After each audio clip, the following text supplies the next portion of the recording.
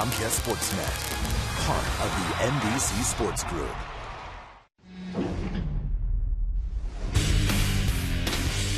Some games you need just enough to get you through. Last night there was just enough defense to slow down the Marlins offense.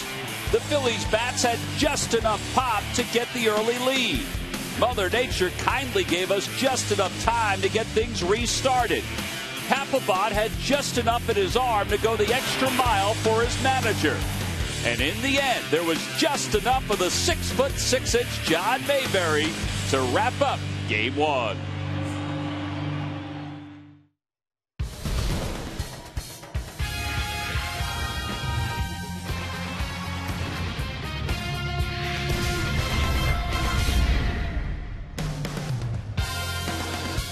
One down, two more to go against the Miami Marlins as the Phillies continue their ascent up to the top of the National League East. Game 2 coming up here at Citizens Bank Park.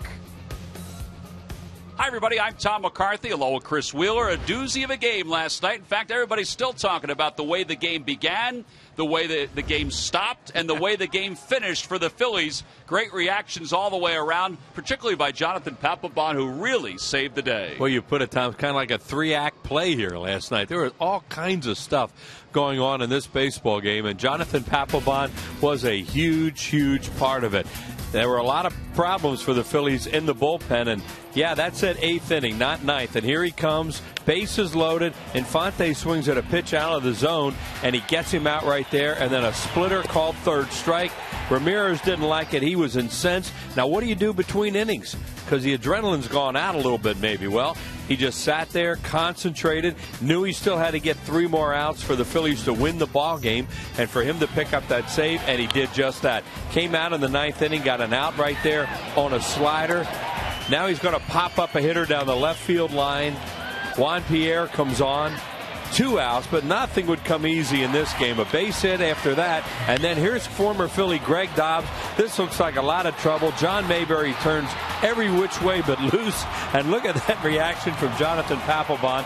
I think everybody in the ballpark was doing some variation of that after that ball was caught. This guy's been tremendous this year. 15 games, 15 saves. See some numbers on him right there.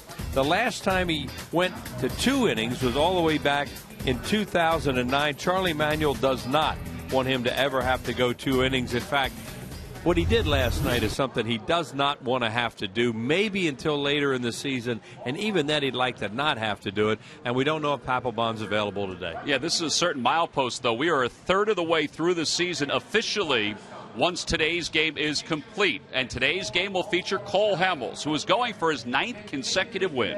Yeah, the only game he's lost so far this year was his first start of the year to these Marlins at Citizens Bank Park. And this is what Cole Hamels, look at how he has slow start, fast track with the 0-1. That was his number in that first game here against the Fish. And since then, wow, 8-0, just tremendous numbers, as good as pitcher as there has been in the league. And he's winning games this year because the Phillies have scored some runs for him, or he gets in a situation where even if they may pinch hit for him, they get the lead in that inning, and he's the winning pitcher. Well, the Phillies begin play today, 2.5 games out in the National League East. It's Game 2 against the Miami Marlins. It indeed will be Cole Hamels for the Phillies. Ricky Nolasco has very good numbers here at Citizens Bank Park. Overall, in 10 starts, he's 5-3 this year for the Marlins. Well, last night's play by John Mayberry wasn't the only solid defensive play. Hunter Pence had one in the first inning. How about this play by Kyle Kendrick? That certainly helped his cause. This one could have been a game saver. So could this one. Lineups and first pitch when we get back. Phillies baseball is brought to you by Toyota. Every new Toyota purchase comes with Toyota Care. By Citizens Bank, we're for homes. Talk to us today about how we can help guide you to the loan that's right for you. By Xfinity, the official HD triple play provider of your Phillies. And by Independence Blue Cross. No matter where you are in life or business, we have plans that fit. Go to plansthatfit.com.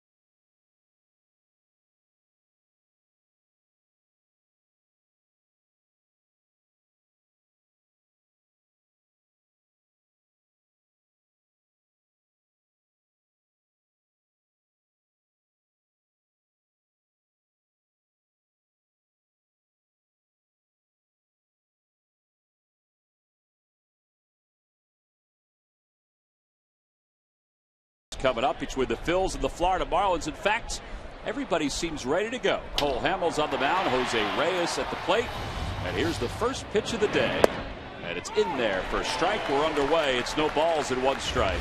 Wind is really blowing out to right and right center today. So the hitters are going to get some help in that area. Just the opposite last night. Reyes last night was 3 for 4. And quickly Hamels is ahead. No balls and 2 strikes. He's one of a number of guys that have good individual numbers against Cole Hamels. You saw what he is. He's 15 for 42 against him. The 0-2 pitch.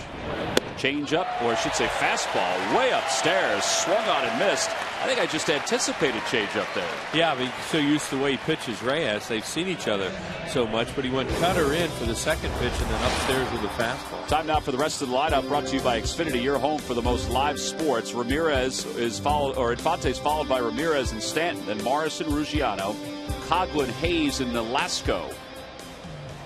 Just saw Reyes, a 12-game hitting streak. Omar Infante was 1 for 4 last night. He had a sacrifice. And he takes a strike. It's 0-1. Hamels this year 8-1, a 2.43 earned run average. His only loss was back on opening day here at Citizens Bank Park. And that was to the Florida Marlins. He went 5 1/3 that day, 8 hits and 4 runs.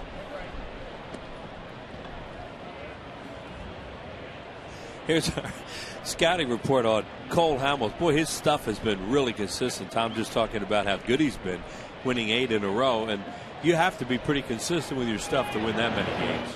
Change up, swung on and missed. Well, the Miami Marlins are 29 and 23 this year. They're a game back of the Washington Nationals. The Phillies, meanwhile, 28 and 25, 2.5 games back. And they're in last place. Fly ball to shallow right. Hunter Pence coming in, sunglasses on, ready to take it. 2 outs. American League East and the National League East are really bunched from first to last. Well, there you go. The last place team is 3 games over 500. If you placed them in any other division, they'd be in second place. It's amazing to look at to be that tight. And you said the American League East is like that too. Those guys are all bunched up. Yeah, Tampa is on top there. Baltimore's a game back. The Yankees a game and a half back. So it should be a pretty entertaining final 2/3 of the season. Hanley Ramirez swings at the first pitch. It's 0-1. Because, Wheels, this is the 1/3 point in the year. It's game number 54 for the Phillies. In a 162 game marathon. 0-1 the count. Ramirez, a 273 hitter. After hitting 207 in April, he had a very good month of May. A lot of strikes by Cole Hamels in this one. You know, they need innings out of him today. The bullpen's a little beat up after last night. See, Ramirez has reached base safely in 20 straight. Pence is on that list, as well as Dan Uggla. It probably means he's walking. Is Hanley Ramirez. We know Hunter Pence has been walking a lot more.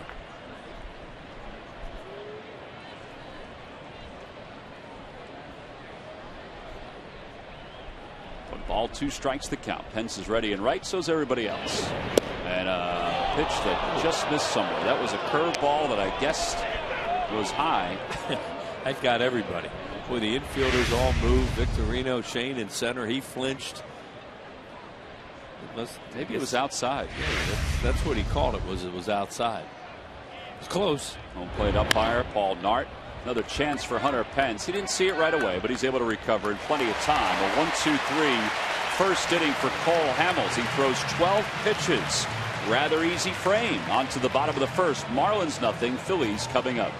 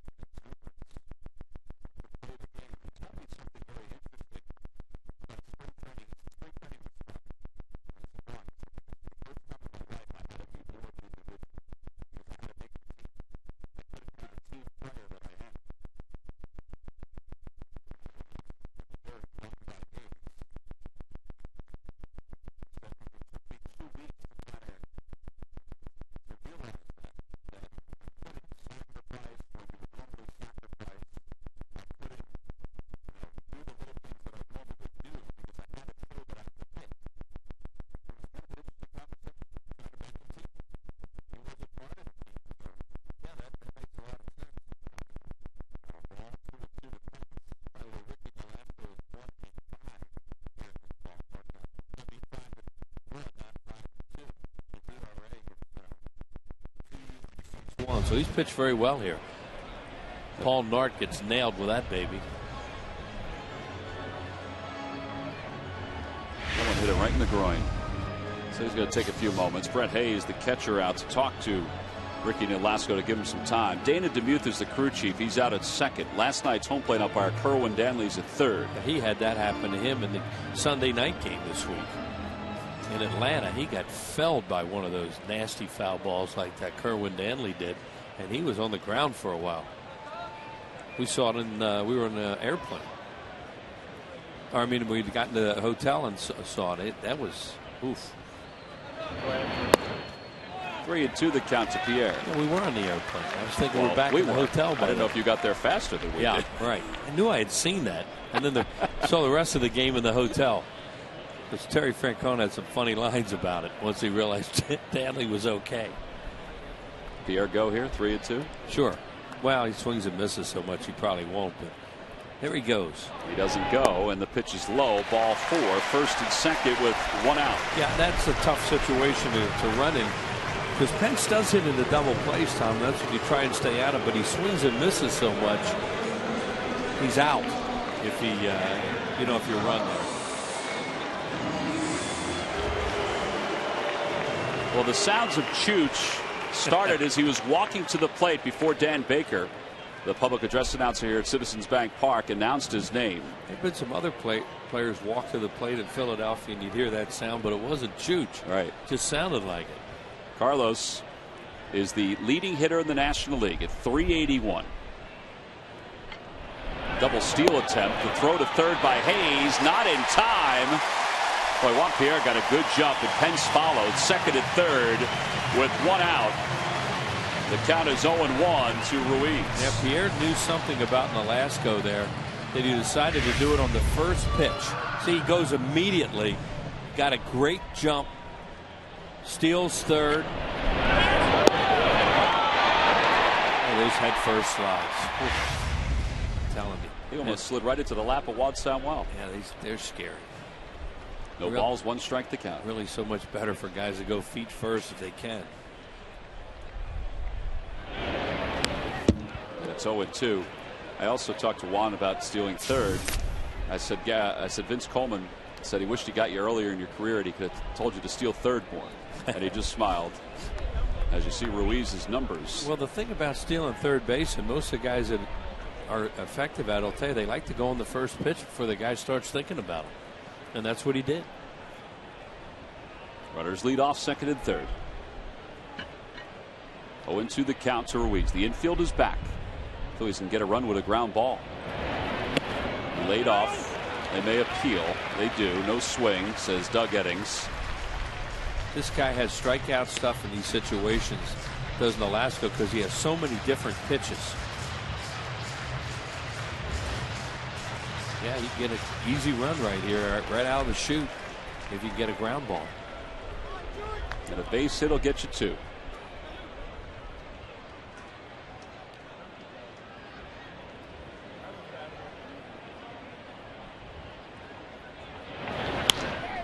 Looper down the right field line. It is a foul ball.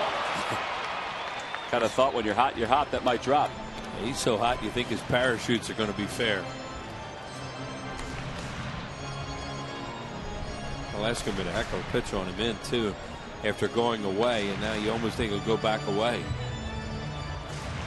Carlos is also 3 RBIs away from getting into the top 10 in the National League. I'd like to get Pierre home, then he'd just be 1 run away from that tremendous feat you've been talking about. 2,000 hits, 1,000 runs, and 500 stolen bases. 1-2 the count to Ruiz. Carlos hits it the other way. The Phillies will get a run. Morrison thought momentarily about going home. It's 1-0 Phillies. An RBI for Ruiz. 999 runs for Juan Pierre as the Phils take the lead in the first. A lot of good things in that. Scoring that run, the double steal obviously, but what a good at bat by Chooch.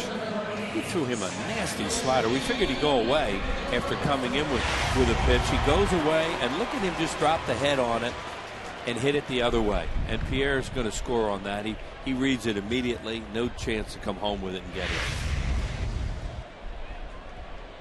So an RBI for Ruiz. Victorino's the hitter with a runner at third. And Victorino pops it up. Shortstop Jose Reyes is under it, and the inning is over. But the Phillies do strike first. They get a run on a ground ball by Carlos Ruiz and a double steal led by Juan Pierre. On to the second. Phillies up 1-0 here in Philly.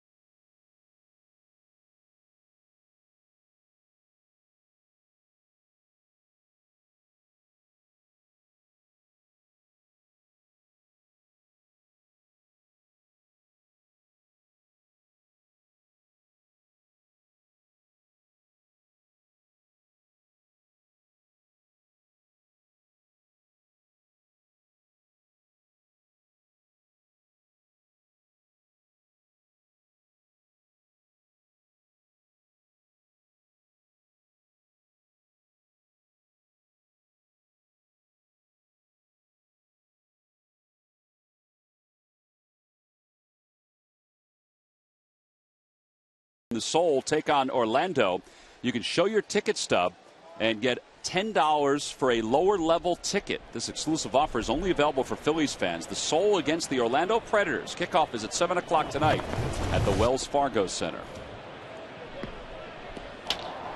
You're going to go to the Soul game tonight. We can get your ticket exchange. Arena football. Catch a few hours at home tonight. Be nice, huh?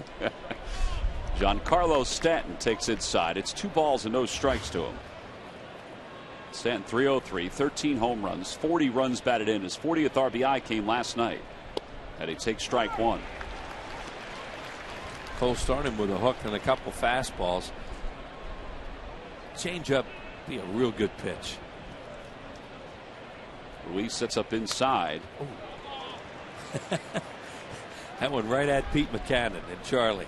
And they're checking that net like, oh, boy, I'm glad that's working. I think it must have kicked some dust or something on it, Charlie. It was right at them. They have no chance to move on that. Did the Nets survive? Looks like it. They want to make sure. Here's the 2-2. Oh, boy, he hits it hard. Now, they haven't gone with the changeup yet. Nope. These have all been fastballs or cutters.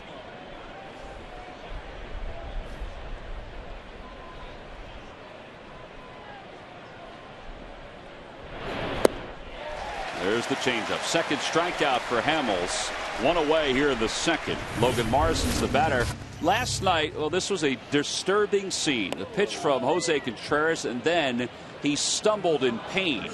Jose, who had his elbow operated on last year, looked like he was recovered from it, but not so much after that particular pitch. And obviously we'll wish Jose well. And Greg Murphy has an update on his condition. Murph? Yeah, Tom, you know what? It really is the worst case scenario for Jose Contreras. He has a torn ligament and torn tendon in his elbow. Ruben Amaro Jr. updating us today, and he's most likely going to need surgery. He said he's going to get a second opinion, but they're pretty sure that it's going to say the exact same thing, and he's going to probably need Tommy John surgery. You see Michael Schwimmer has been called up in his place. But you can really tell that Ruben Amaro Jr. was genuinely upset for Jose Contreras. And Wheels, you pointed it out last night. It just seemed seemed like Contreras was getting to the point where he was really going to help this ball club getting back from his initial injury, and now that's not the case. Now it's just a question of whether or not Contreras will ever be able to come back and pitch at this level again, guys. Yeah, so true, Murph. You know, it looked like he was really getting extension on his fastball. His stuff looked so much better the last couple times out, and you know, to have Tommy John surgery at his age, that's just such a shame. You just wonder how many bullets could be left in that arm. That guy is a fierce competitor, and one of the nicest people you ever meet, too. Absolutely. He'll be 41 this December, and coming off surgery last year. As Ruggiano takes a strike, it's 1-1. And now you're dealing with reconstructive elbow surgery. That's so tough. Young guy, yeah, they come back, they're fine. But, you know, to have that at his age, what a career he's had, though. He's among a number of guys that have been kind of a trailblazer for amateur players who are in Cuba. Yep. I'm sure he is a legend, a hero for a lot of people in Cuba. Off the foot of Ruggiano, it's 1 ball and 2 strikes. And you know, they're going to write his career off. You just never know with a guy like Contreras, because he has such a big heart and he's such a competitor. That one really had a hurt. It hit right off his shin. And it just flipped the momentum. That he's taken a while to get back as Ruggiano. Just the momentum of that foul ball flipped him right through the air. The force of that thing. Well, he's back ready. Morrison's on first with the first hit of the day for the Marlins. It's 1 ball and 2 strikes to Ruggiano. In the dirt, blocked by Ruiz. Now, he hasn't seen Cole Hamels, Ruggiano, so you know he throws curveball into him right there. 2-2 count. As a hitter, your foot still hurts, but you're thinking, I'm going to get a fastball. And this is where Hamels uses his changeup a lot, very effectively, especially the guys that haven't seen him.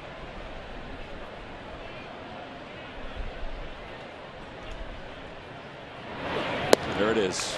That's a good one today. It's his 3rd strikeout. 75 strikeouts now on the year for Hamels. It's such an effective pitch, Tom, even when guys have seen him, but let alone when they haven't. You can watch all the video you want, but until you hit off a guy like Hamels and he throws that thing in fastball situations, you can't believe how good it is. Well, 2 away. Here's Chris Coghlan.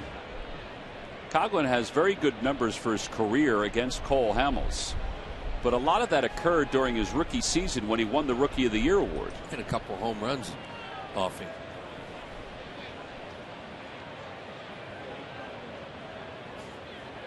And a bunt. Ruiz quickly out in front, off balance throw in time by plenty to get Coghlan. That's a well of a play by Carlos Ruiz. What a player. He called off Hamels to make sure that he got to the spot. Met at the dugout stairs by Rich Doobie, Juan Samuel, and the inning is over. And I'm sure a pump fist and a high five from Cole Hamels to get him out of the second. We move to the bottom of the second. Carlos Ruiz doing everything he can to help the Phils win.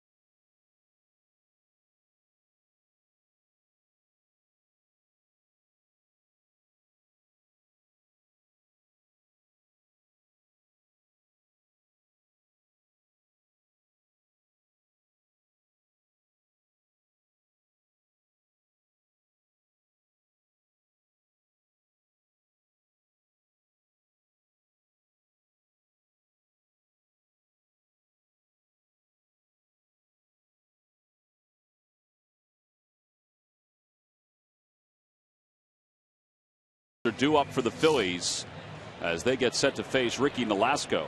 Phillies lead it 1-0 thanks to an RBI and a ground out by Carlos Ruiz.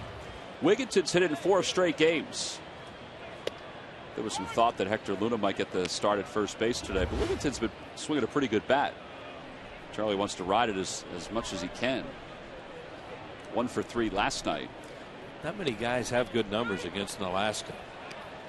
And Wigginton isn't even a Philly until this year. I guess somebody beats this guy up. He has lost 54 times in his career. Shallow center field. Reyes, the shortstop, battling the wind, makes the catch. 1 away. Tonight, get all your access pass to everything Philadelphia Union. If you're a total enthusiast or just a casual fan like Wheels, we've got you covered with inside access to the players, the manager, and a whole lot more. Watch State of the Union tonight at 9:30 on Comcast Sportsnet. You're a casual soccer fan, aren't you? Don't know much about it. You know, I watch. I do sit and watch it, you know, sometimes and try to learn. You know, that's even the old dogs got to sit there and learn stuff. You know, it's good for you. Here's Placido Polanco, who's 3 for 5 last night. I stopped watching soccer at home when my boys kind of outgrew the sport. Yeah. They'd be kind of big thundering around out there. Line drive, base hit for Polanco. 4th hit of the series.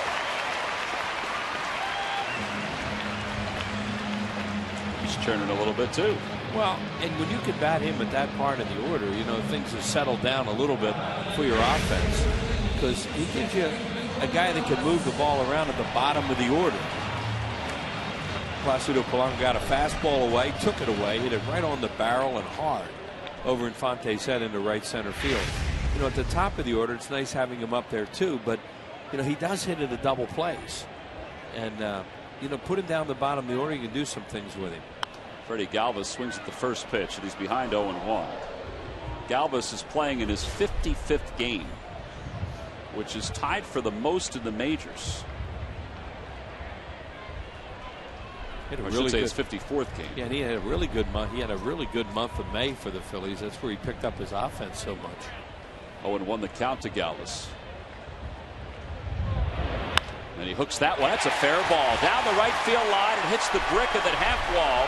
Polanco's on his way to third. That's where he'll stop. It's 2nd and 3rd with 1 out. Well, Nolasco got him way out in front into a curveball and a changeup the first pitch. He popped it foul. Then he threw him another off-speed pitch. I think a straight change. He's way out in front of this one and basically one-hands it down the line and keeps it fair.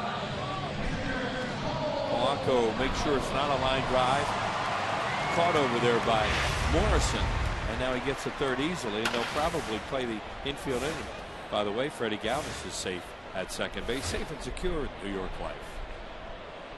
Infield is in. Here's Hamels, 227 hitter. He does have 2 runs batted in. Takes inside. It's 1-0.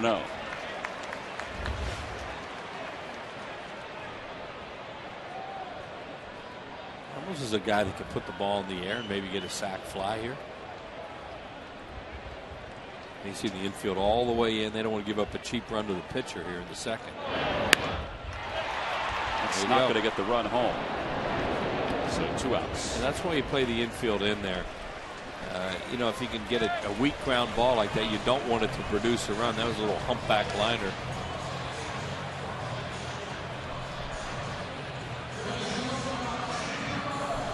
Back to the top of the order. Rollins is 0 for 1. He struck out his first time up. 6 for 19 now against the Marlins. Nolasco dazzled him with hooks his first time up. Real good curveballs. Pretty good chance to see him again. Nope. Starts him off with a fastball inside. It's 1-0. He's trying to get ahead with a fastball and miss with it. Or maybe push him away and throw back to a breaking ball again like he did in the first inning.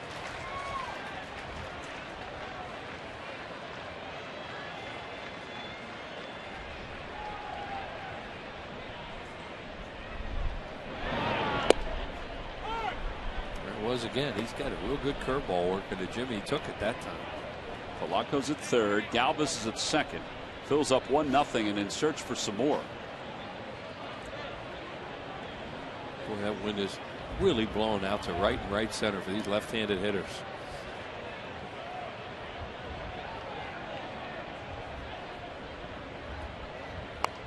Cue shot. That's going to be a tough play. Nolasco's not going to get it. Ramirez throws. Not in time. It's 2-0 Phillies. That was a 65-foot infield single, and it produces an RBI and extends Rollins' hitting streak to 6 games. Well, he showed him he could hit that curveball that time. He'll take it. He even got a smile on that one. He fooled him again with that hook and threw a spinning top out there. The only guy that has a chance to get Jimmy is Nolasco. See, he spins it out there. Look at it going away from him. Nolasco can't get it. Heck of a play by Hanley Ramirez there, who's starting to look like a third baseman. I was surprised he was that close at first. Yeah. So now Galvis is at third, Rollins at first. It's 2-0 Phils. Ramirez was cheating up, you know, in case he were to try to bunt there.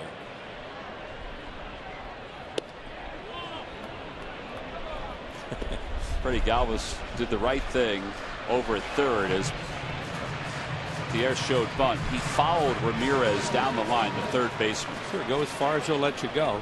You know, there's 2 outs, so obviously you're not squeezing here. Pierre's thinking maybe I can bunt for surprise, get it. A line drive caught by Nolasco. That may have been a hit if it got past the mound. So the Phillies settle for 1. They leave 2. We've completed our first 2 innings. We move on to the third. Phillies up 2-0 over the Marlins.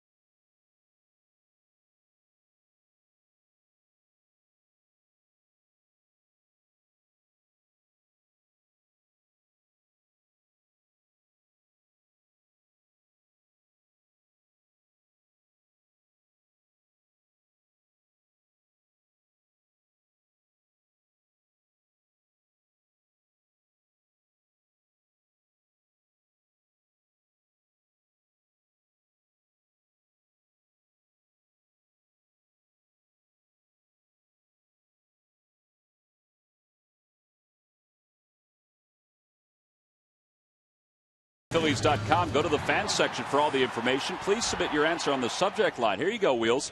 Name the last National League player to win 3 consecutive National League home run titles. The answer will be revealed in the 7th inning. Cole Hamels ready to work here in the top of the third. And the first pitch to Brett Hayes inside and low. Hayes catching today for John Buck, who did take batting practice with the rest of the Marlins today, but has really been struggling. 1 ball, 1 strike to count. It'll be Hayes, Nolasco, and then the top of the order for the Marlins.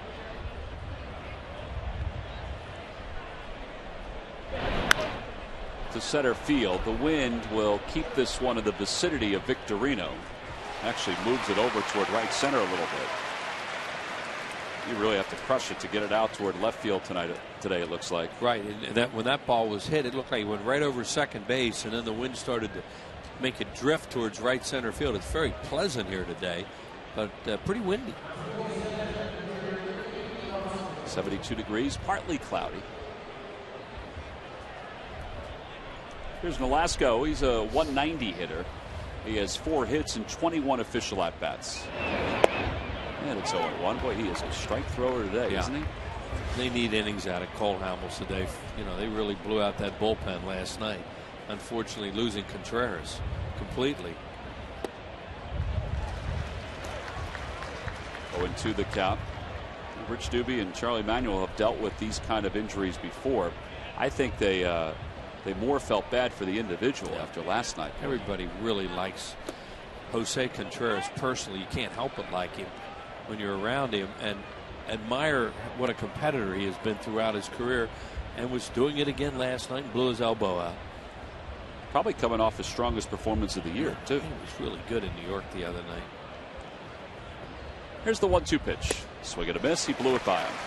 4 strikeouts for Hamels. Sure, they told Hamels that they don't let them foul too many pitches off on him, because that really hurts your pitch count. So far, so good with that.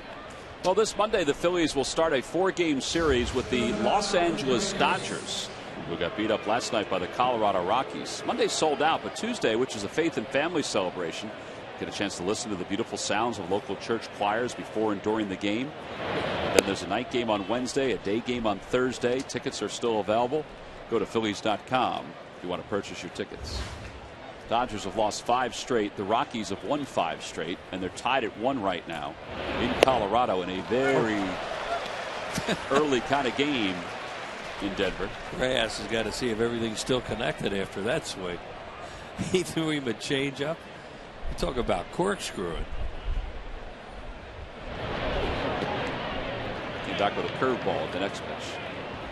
Watch this. This is a guy looking for a fastball. Just a little bit early. Oh, you're lucky. He really is lucky he didn't get hurt on that.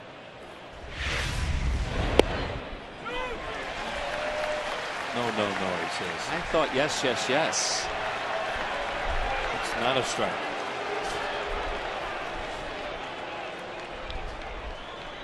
Last night, Kerwin Denley called Hanley Ramirez out of a pitch that he thought was too far inside. And Hanley Ramirez basically said the same thing and was charged with an equipment violation. And that was a good job by Kerwin Danley, too. Don't throw the guy out of the game for that in an emotional situation. But they bounce a helmet. As long as they don't bounce and it hits the umpire, that's not a good idea. Yeah, if you're going to hit yourself and you just point at him, and that's usually $100. 2-2 pitch. A little low. 3-2. Here we go. This is the pitch, or this is the incident. Now watch him bounce this. Boink. Boink. Hit himself. Acting as if it didn't. So Reyes walks. First walk issued by Hamels. Boy, that was a really good changeup. He threw changeup to him there, and he took them both. We all know Reyes is going to want to run now. He has stolen 15 bases. He's been caught 4 times. There's Ozzie Guillen in his first year in the National League as a manager.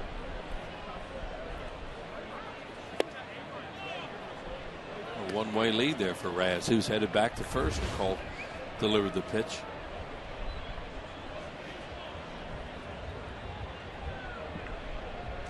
$15 out of 19 so far. We quick pitched him a little bit that time. That was different for Hamels. He almost didn't stop.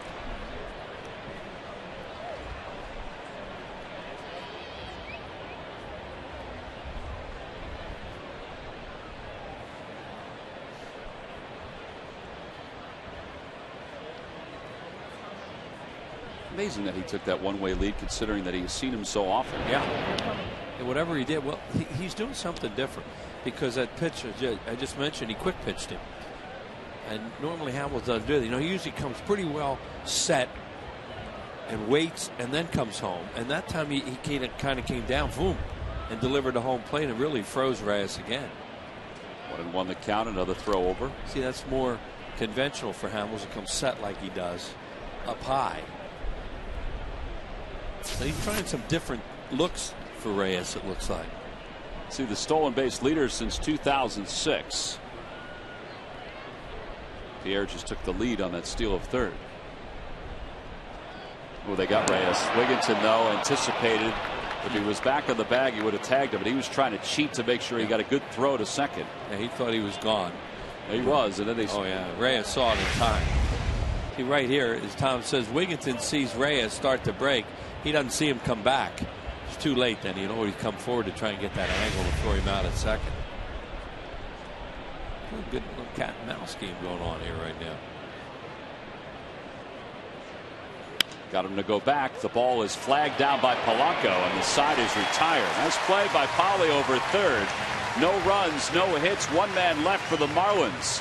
We've played 2.5 here in Philadelphia. Hunter Pence will lead it off when we come back.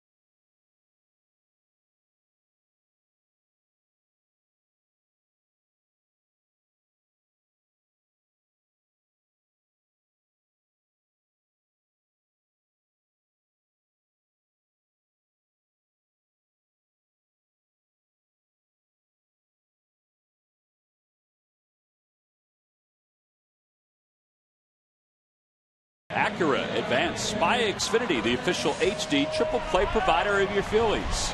And by Jeep. Visit Jeep.com to learn more. Well, the sun has popped back out here at Citizens Bank Park. We begin the home third with the Phillies leading at 2-0. An RBI on a ground out by Ruiz, an RBI on an infield single by Rollins. Hunter Pence walked his first time up. And it's no balls and 1 strike. It may be the best we've ever seen Hamels hold Reyes on. Reyes usually steals second on him. He did a bunch of different things there and really had him confused. He had him going back a couple times. Oof. Toyota Major League Scoreboard. The Mets are shutting out the Cardinals 3-0. The Cardinals have gotten their first hit of the day. David Wright has a double.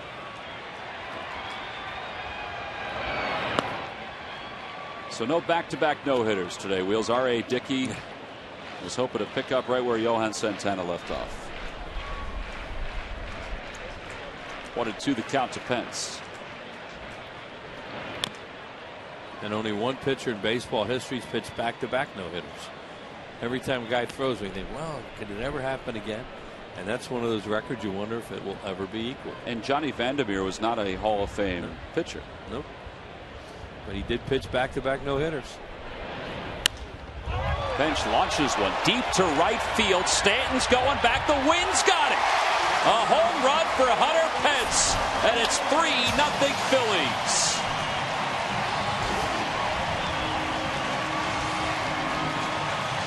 Yeah, you're going to get help up there today. There's no doubt about it. You think more about a left-handed hitter hitting it out. You know, but guys like Pence, Stanton, those kind of right-handed hitters, they get it up in the air and they drive it just a little bit, and all of a sudden they make some fans in the stands really happy. That got up in the wind with a lot of backspin, took it out of the ballpark. And Pascal Tercey of Clayton, New Jersey, you've just won $100. Compliments of that guy right there in the McDonald's home run jackpot. Home run number 13 for Pence. And a breaking ball to Ruiz, and it's 0-1. 7th home run of the year thrown by Nolasco, 3rd by a right-handed hitter. So a good start for the Phillies. Picket fence. Carlos had an RBI his first time up. 0 for 1. It's that one back towards shortstop. Kept on heading toward Reyes, so it turned out to be an easy play for the first out. So one away. Well, that home run by Hunter Pence, and each one hit by the Phillies this season. One tree will be planted by the Pennsylvania Horticultural Society as part of Home Runs for Trees, a partnership between the Phils, PHS, and Aramark. Home Runs for Trees is part of Plant 1 Million, a project to restore the region's tree coverage. That was a beautiful swing. For more information, visit Phillies.com/redgoesgreen. Yeah, pitch was away from him, and he hit it that way.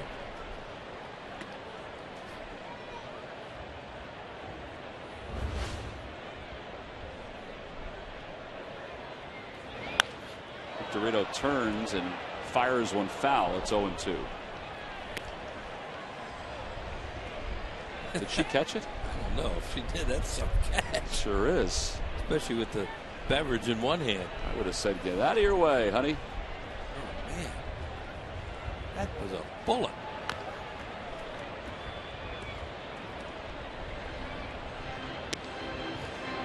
Well, even if it hit his seat, she got it. Congratulations. Doesn't matter. Nah, she didn't catch it. We wouldn't be slapping that hand like that. Well, maybe she's a lefty. Yeah. Or a righty. It's true, because she had the beer or the beverage in the one hand. I don't know what kind of beverage it was, but I'll assume that. 1 ball, 2 strikes to Victorino. He popped out to short his first time up. Phillies up 3-0. And a curveball floated foul. This would be an easier one to catch. Take it on the hop. Whoop. Bring him back in.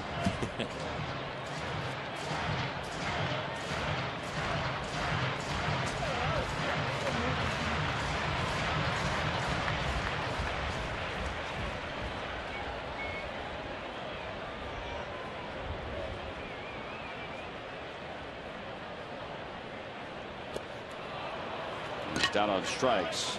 Went after that curveball. 2 strikeouts for Nolasco. And that'll bring Ty Wiggins into the play.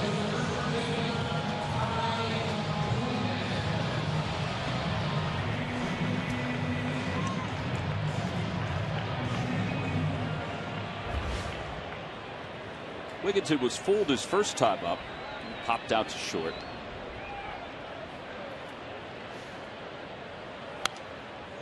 Got a fastball on the first pitch. Hit it off the facing of the upper deck and went down to the Diamond Club area.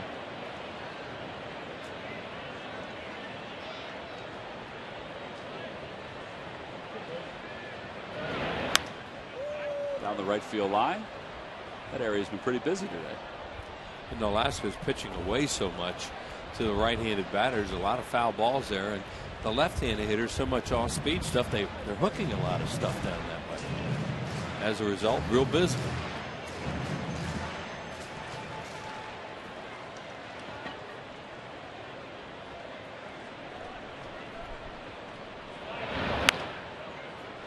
That time he came in.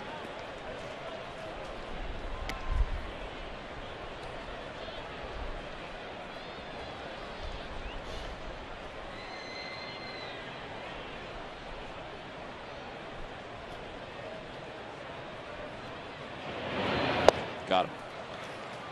That was a slider, not a curve. Back-to-back strikeouts for Nolasco. Phillies are retired here in the third, but the good news is they put up another run. An opposite field solo home run for Hunter Pence. That came to lead off the third. Maybe just a snack at this point as we go to the top of the fourth.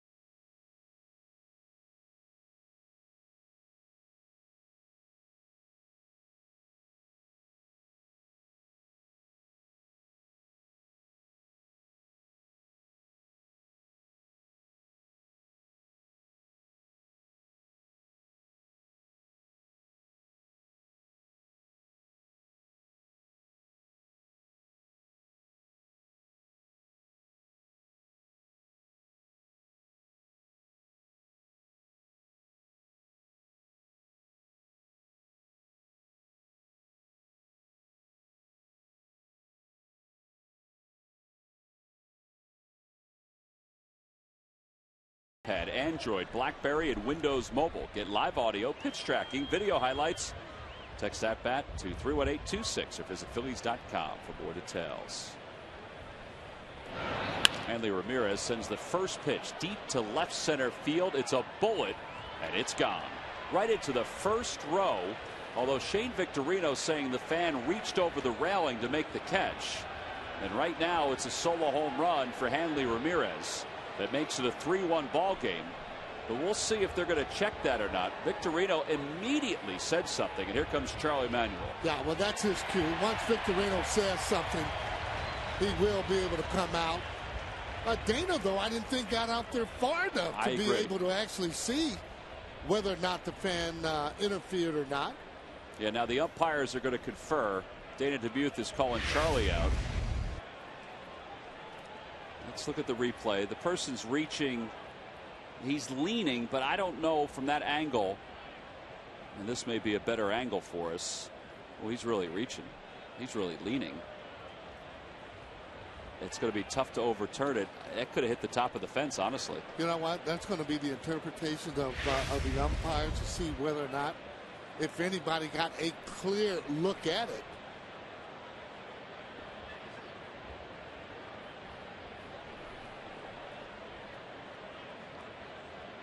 Well, he's been hitting line drives after line drives, and the only reason last year he wasn't as good as he's been hitting this year, he was hurt a good part. Well, they're going to review it, and this is the easy way to do it. I mean, just to solve the issue. I mean, this may not help by looking at it because the gentleman who caught the ball was leaning forward as he made the catch. So he definitely was over the rail, but was the angle of the ball such that if he had sat back, if it would have still gone out of the yard? I don't know. I mean, he was, that second angle we saw, he was leaning pretty good. Yeah, he was actually leaning out there, but in all fairness, I got to think that ball's going to travel a little bit further. It probably would have. I agree with that. Let's take another look. This is a good angle. Line drive, too. Now, he is reaching over. Look how far over he is now. If you stop it right there, you know, the ball, that probably still would have gone over out of the yard. I mean, the ball in his hands are right here. And if you figure if it's here, it's going to go. It's tough to tell. You think it's going to go down from there? No, I don't think it's going to go. Line drives don't do that. Come on. The ones you hit, they did. Oh, please. Oh, boy. Yeah, he was over pretty good, though. Well, how about the hit last night with Beltran? You think that was a hit or not? I saw it last night. I thought it was a fair ball. So, would now, you be a fan of instant replay then on some plays like that where you're talking a no-hitter now? I mean, from a hitter standpoint, you don't ever want to be in those games, but I agree. You don't want it taken away from you. I don't want replay to overtake the entire game, but the umpires were given the opportunity on a play like last night's in that Mets game to use that this year, and they voted not to. I mean, they could have used that.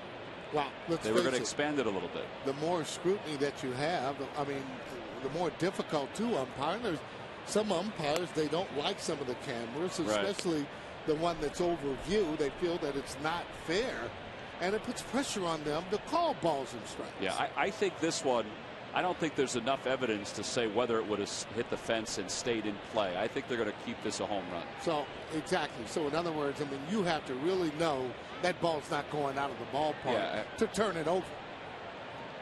I mean, I think it's good that they're reviewing it because I think it is in question. And the gentleman who did make the catch was leaning pretty good. It wasn't like he was standing up and just reached his hands down. I mean, he was leaning forward on an angle to make that catch, and then eventually threw the ball back anyway. Home run. It is a home run according to Dana DeMuth. Okay.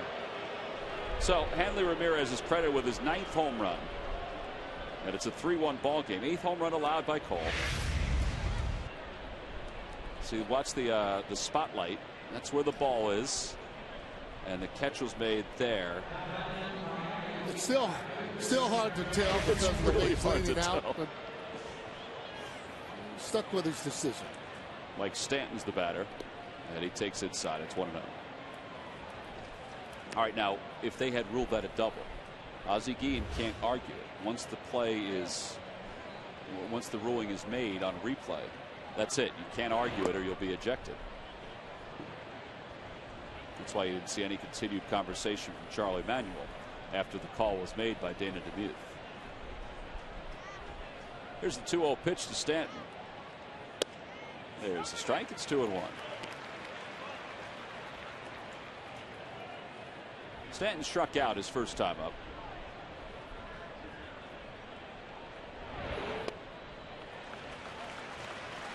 Doing a good job keeping him off balance. One of the reasons they've been able to kind of handle him the way they have so far anyway. Got him. Filthy. Another changeup. 5 strikeouts for Hamels. And that strikeout, let me tell you, that it's the arm motion that makes that changeup do what it does. Andy Messerschmidt back in the day would throw him just like that.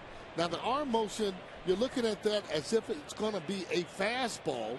And then what happens, you can see off balance again. Frustrated too. He goes out, the ball disappears. Good pitch. It sure was. That was a cutter with fastball, I guess, because it was at 92, which is about 3 miles an hour faster than what his cutter would be.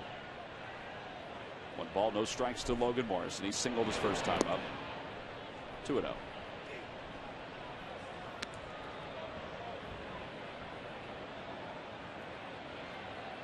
There are times when we'll have some problems with some of the left-handers.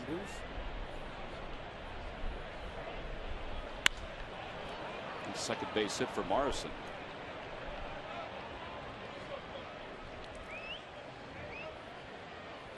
W.B. Mason has the brands you want at prices you'll love, like Sharpies that write without smudging or fading. From who? But W.B. Mason. Well, you get that left-hander hitting off of him. You know, they don't bail as much because he comes right over the top. So he's not as intimidating, although he just has great stuff. Ruggiano is out in front of a changeup. Now that's good scouting on the part of Ruiz. He watched last night as Ruggiano got 2 hits on back-to-back fastballs after pinch hitting and then batting a second time late in the game. So they throw him a changeup there to start this at bat. And he has a dandy one going. That's a cutter. 87 is the cutter. 91, 92, 93 is the fastball. That's what happens when you guess. As a hitter, looking for one pitch, then you get something else. And the rule of thumb is that you look for your strength and then you adjust. To right center field, that's pretty well hit. It's going to stay in the yard. It's going to be a couple hops to the wall. Heading to third, and now heading home is Morrison. He's going to score. Over to third is Ruggiano. Now he's caught. Polanco's throw back, and he got back in. It'll be an RBI double, and now it's a 1-run game.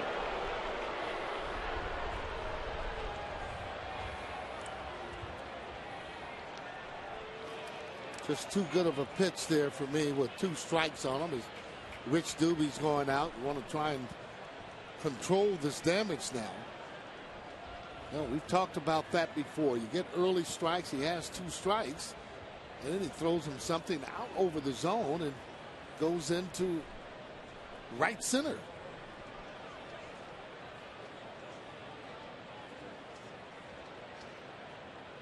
So Rich Doobie is trying to get Cole refocused here with 1 out and a runner at second. The Phil's up by 1. Paul Nart is going to give him a little slack. He comes out just to symbolically break up the conversation.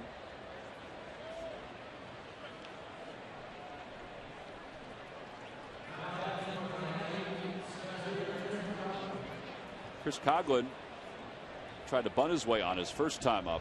Ruiz made a heck of a play. Yeah, well, you always got to be aware of that, especially with those guys that have speed.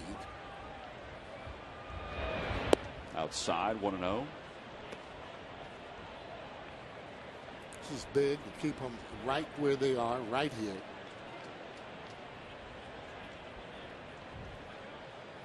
Runner goes. Ruggiano. The pitch is taken for a strike to throw to third. In time. Talk about throwing it right on the bat. about the only way that they could have actually got him. Carlos up to the task. He does not like to see base runners running. Only a good play when you end up making it. I think Placido Polanco's index finger, which is stuck out of the glove, got clipped a little bit by Ruggiano. Yeah, here's that throw right there. Take a look at it, and he is out. There it is again. You got to have a heck of a jump to get there at third base, especially when he's throwing it right on the money. 1 ball and 2 strikes to Coghlan with 2 outs here in the 4th. Phil's up by 1.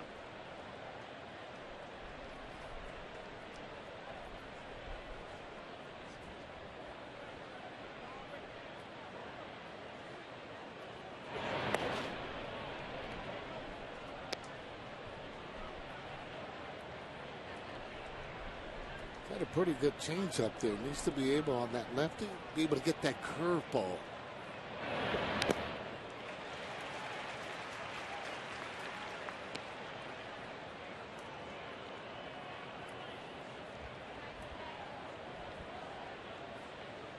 So you had a Major League scoreboard. 1 game already done in the American League. Red Sox defeated Toronto 7-4. Nick Punto had a good day against Kyle Dravic. Back toward the middle. Rollins ranges to his left, gobbles it up, throws on the run. Inning is over. 6-3 on the putout. 2 runs scored though for the Marlins. They get 2 runs on 3 hits. This is the way the inning started. Hanley Ramirez to the alleyway in left center field and had just enough with a little help. And it's a 3-2 game as we go to the bottom of the 4th.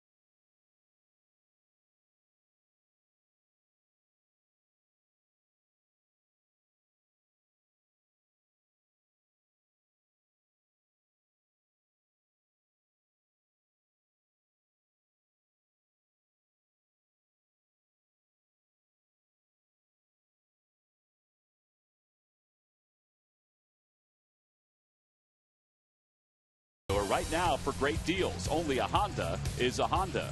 By W.B. Mason. You can't go wrong when you buy right. And by Thomas Jefferson University Hospital. Call 1-800-JEFF now for an appointment.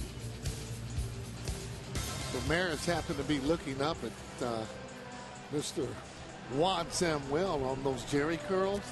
Kind of turned around and said, "Is that you?" Up there. Samuel just shook his head like, yeah, they keep running that.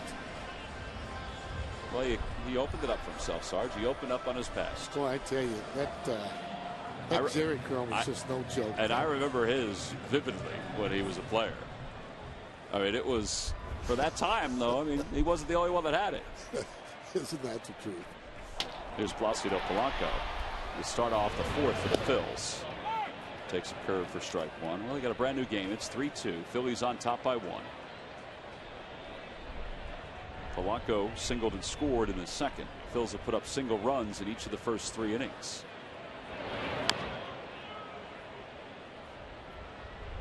And Velasco has 2 different kind of curveballs. Throws one a little bit slower, and then he has one that he throws that has a quick break to it. That's the one that would be more difficult, I would think, for the right-handers. Keeps throwing Victorino, left-hander, keeps throwing him breaking balls. Same thing with Rollins, too. Wow. Pretty good pitch there. Yeah, the slider. Look at. I mean, those pitches are pretty close and velocity, but more movement. Yeah, and you know what? He always seems to pitch his best games against the fighting fields. Coming in, that ERA in the fours there would tell you that he's been giving up some runs. 2-2 the count to Polly. And that one's hit hard. One hopper to Reyes. Reyes took a look at Bud Selig's autograph on it and then fired it over to first. Let's bring in Murph for his Major League Notebook. Murph, take it away. All right, thank you very much, T-Mac. The Major League Notebook brought to you by Gwinnett Mercy College. All of baseball was buzzing last night as the New York Mets got their first no-hitter. Johan Santana doing it in their 51st year of existence. It took him 134 pitches to get the job done, but he got the win. The Mets win it 8-0. And the LA Angels guys have certainly gotten their act together. They have now won 9 of 10. Rookie Mike Trout with a 2-run single in the 7th inning put them up for good last night. And of course, guys, Mike Trout is from Millville, New Jersey, and don't look now, but he is probably the front runner in the American League to be Rookie of the Year. Well, and the guy at the plate right now would like to be thought of as the National League Rookie of the Year candidate, or one of those candidates. Yeah, Trout, I'll tell you what, he's got some unbelievable talents. It's the Garden State, Sarge, being representative. Well, I got to tell you, though, those Angels, they do a good job in bringing players up, too, to help them out in the major leagues. 1-2 the count to Galvis. You think about that 134 pitches. Well, let me ask you, Murph, you chime in here, too. I mean, do they give him an extra day or two off after this? Well, you got to go with your rotation. You got to, you can't just skip a day unless you have that day off. For me, what do you think, Murph? Well, I'll tell you what, Terry Collins was interesting when asked after the game last night what he thought about, leaving him in there. And he said, you know what, ask me in 5 days, because it really is going to depend on how when he comes back out and tries to pitch again. And, he is coming off of a shoulder injury. So I think it remains to be seen. But you know what, Johan Santana was just dealing last night, and they wanted to get that no-hitter. So. All right, Cole Hamels, the batter. He swings at the first pitch from Nolasco. This is going to wind up being his easiest inning, as he retires the Phils in order 1, 2, 3. He's retired 6 in a row since the home run by Pence. We've completed 4. We move to the 5th. The Phils up by 1.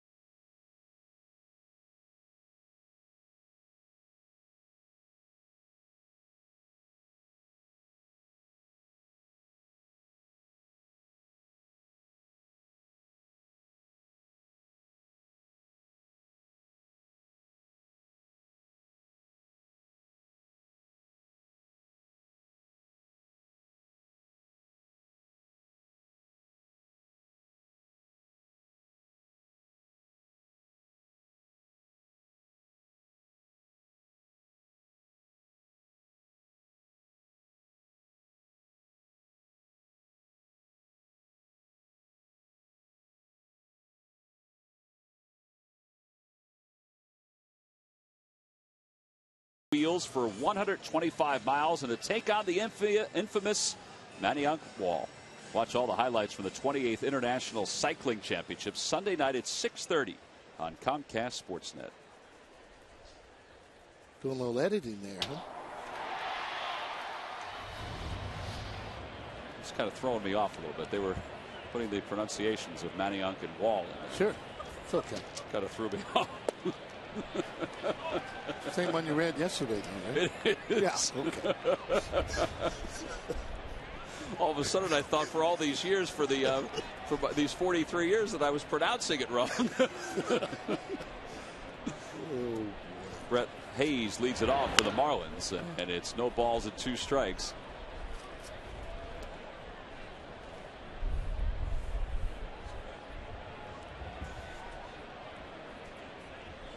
Hayes, Nolasco, and Reyes are due up against Hamels. Hayes flying out to right center his first time up. There's a good breaking ball. That was a curve. 6 strikeouts for Cole. I think sometimes he goes through those stretches where he almost throws too many strikes, and especially when you get ahead early in the count. You can actually throw that ball, throw it out of the zone, and you can get guys to stretch that zone out. That's just a good curveball right there. You're right. I like his cutter today, Sarge. I think it's probably, it's not 89, 90 like it normally is. That one was 86, but 86, 87, some 88. But it's got some wicked late movement on it. Well, that's what you like, though. I mean, you can throw the ball as hard as you want. If you don't have the movement, it makes it difficult.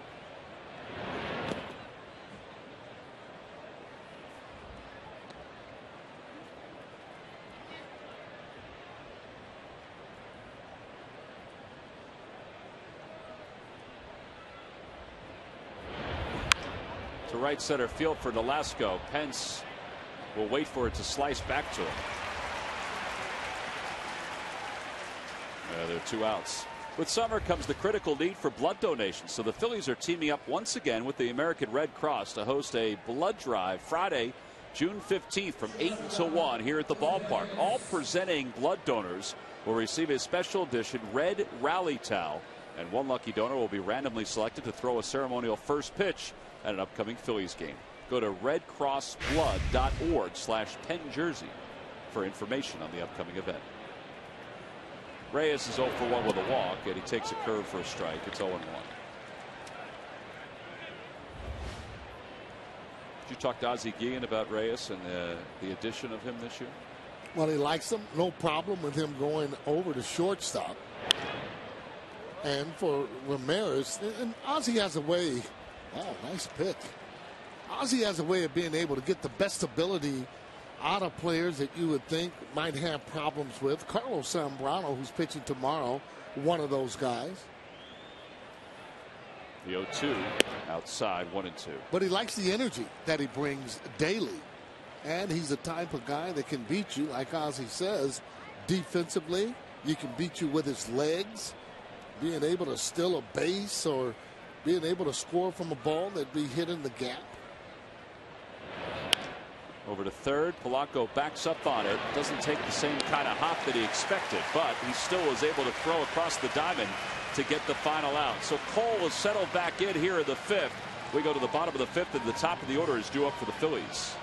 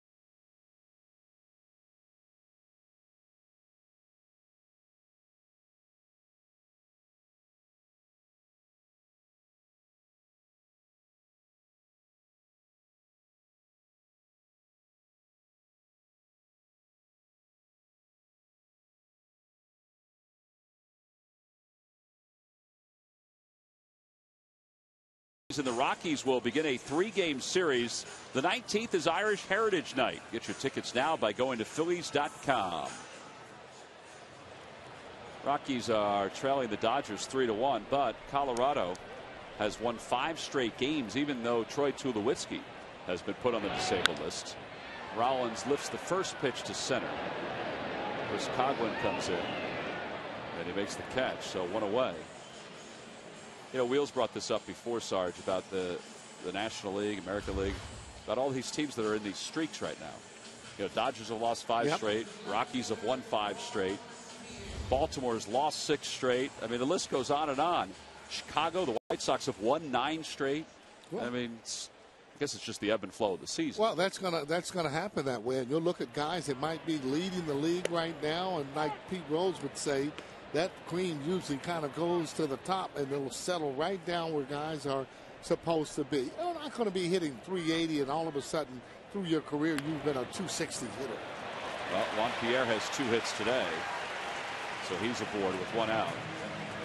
All right, so Carlos Ruiz came into this game hitting 381. I mean, at this point, I mean, this is a record-setting year individually for him. Yeah, he won't be hitting 381 when the dust settles. That's for sure. Couldn't lead the league. How do you know? Couldn't lead the league in hitting. Well, I've been around players that have had. Well, Fernandez for one, 400 he was hitting. Tony Fernandez. That's right, yeah. In August, and I thought he had a good chance to be able to do it, but What about George Brett and Tony Gwynn? Those guys were flirting with 400 and hitting in the 390s at one point. Yeah, a little different then too, though. Different hitters, and I think the travel is a lot different these days as opposed to when I was playing and when you were looking at the games. Was it harder or is it easier? How's it different? Well, it is different. I mean, it's harder because of the travel, but to hit and to maintain 400 or to hit like 380, to me, you have to be in the race. You have to be where you're not really thinking about it. I think when you're not doing as well, you're thinking about trying to hit high. It just doesn't work that way. And like I said, if you're throughout your career, if you never hit that, all of a sudden, you're not going to just hit 350, 360 when you've been hitting 240 your whole career. But here's the thing. I mean, Carlos has made a lot of adjustments. Sure he has. I think he's very different in the way he's approaching each at-bat. I mean, maybe he won't hit 380, but he can sustain some semblance of this. I think that he will hit 300, I would think, here for sure. How high, you don't know, and I say that because when you look at the way Carlos Ruiz has been hitting, he's been doing this in spring training, but just about every ball he hits, he's hitting on the nose. So he's seeing the ball good, breaking balls and telling what they are, fastballs. So it's become a lot easier, and you know his confidence that he has is just off the chart. That ball's hit toward third. That could be 2, although Ramirez had trouble getting out of his glove. It's still 2. It's a 5-4-3 around the horn double play, and the side is retired. Pierre tried to break it up. So the Phillies are retired here in the 5th. We go to the 6th inning. Phils lead it by 1.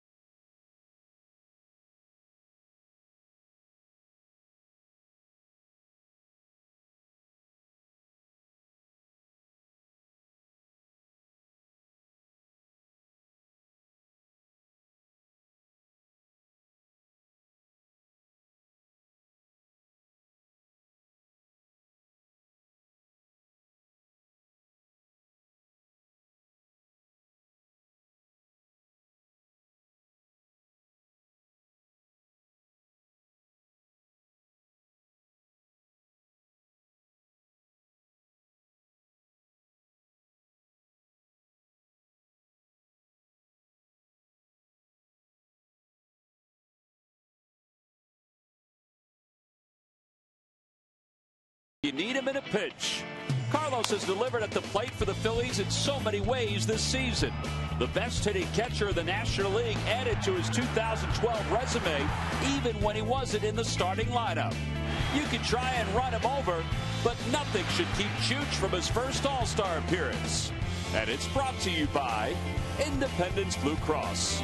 Now more than ever, we're here for you every step of the way. Well, there's Carlos Ruiz, who came into the day leading the National League in hitting. And now we'll settle in behind the plate as we go to the top of the sixth. It's 3-2 Phillies.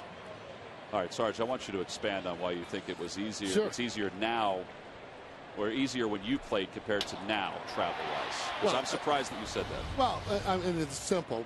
Back when I played, say, for instance, when you went to the West Coast, right, you would go there twice, but you would go San Francisco, San Diego, and L.A. Now when you travel, you might go out there one time. And for me, just going out there the one time and the way that you travel and go makes it more difficult. If you stay in the city a little bit longer, easier to be able to play. All right, so you're saying the travel now, because the National League has to play the American League. Absolutely. They play, let's say, 18 in their division, but then play, you know, the trips out west are scattered. They're not scattered. Not the same. At times you're going to play just 2 games and then you end up leaving like we did and went to Chicago, as opposed to playing 3 or being in the city 4 days. So it's harder to maintain, let's say, a 370 average nowadays compared to, let's say, when George Brett flirted with 400. I would have to think so, yes. Absolutely. I'm surprised to hear you say that, but it's, you know, but you played, and I thought you would say it was harder to play. That's just my opinion. I mean, there might be other players that might feel a different way, but the fact is that's my opinion, and being able and have played on a daily basis. 1-2 the count to Infante, and he hits it foul. And it remains 1 ball and 2 strikes. And you constantly hear players talk about today's game, how tired they are just from the traveling.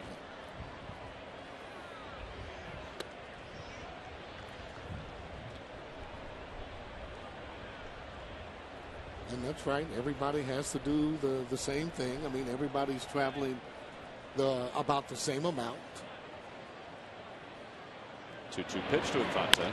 Ground ball toward third again. Another foul ball.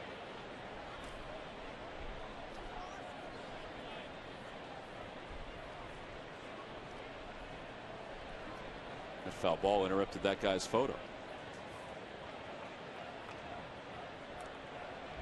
Infante is 0 for 2. He's flied to right. He's reached on a fielder's choice.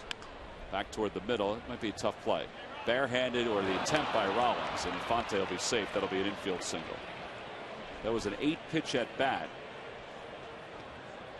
And I don't know if he gloved it if he would have thrown him out, because Infante's been moving pretty good up that line. Yeah, that's a do or die play there. I thought it was hit almost a little too hard to come in to barehand that, but that's the only way. I'm sure he would have got him. Swinging bunt, we'll just go on and call that. See J-Ro coming in there, just tried to do it all in one motion. He felt that's the only chance he would have had. Yeah, I agree with that. Would have been difficult even then. Ramirez homered his last time up, so he's 1 for 2. Phillies led it 3-0 after 3. The Marlins scored 2 in the 4th, and now we're here in the 6th. And the leadoff batter's aboard.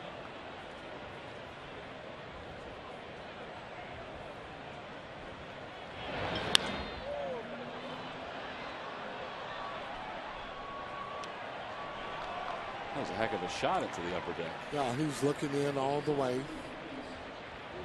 Ramirez does a lot of guessing when he's up at the plate. A little healthier this year. Came into the league stealing a lot of bases early on. Not stealing as many now.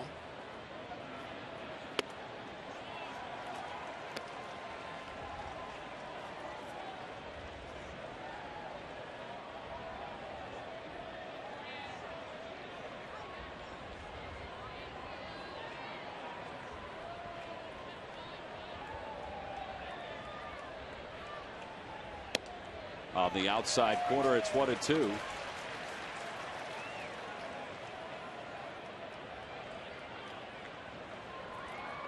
one of those players that have hit just about everywhere he's gone.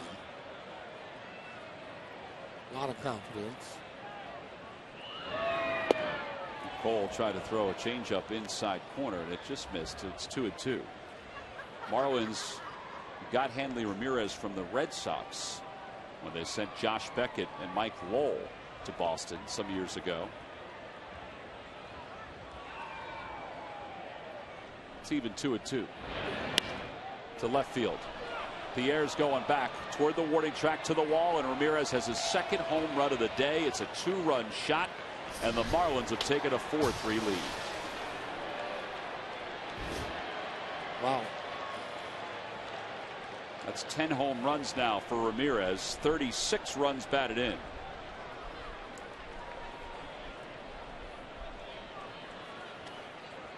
Well, so much for having a trouble getting the ball out to left field. Well, these are strong hitters. They can hit them out of Yellowstone Park. He reached out and got a changeup. Wasn't that bad of a pitch, believe it or not, that Cole threw. Ramirez just up to the task. So now nobody out. Giancarlo Stanton, who is 0 for 2 with 2 strikeouts. Last 2 home run game was July of last year, July 2nd, 2011. So the Phillies had a 3-0 lead, and now they're down by 1. Plenty of time left. The 0-2 pitch. Popped him up. Ruiz will give it a look. It'll be out of play. Nice catch. Another huge game, however, though, in your division. You win this game, it guarantees you that you win the series here. It's off of them, but again, these guys they have fun when they're hitting that ball, and they've been doing some pretty good hitting. Third time today he's been able to get Stanton on strikes. 7 strikeouts.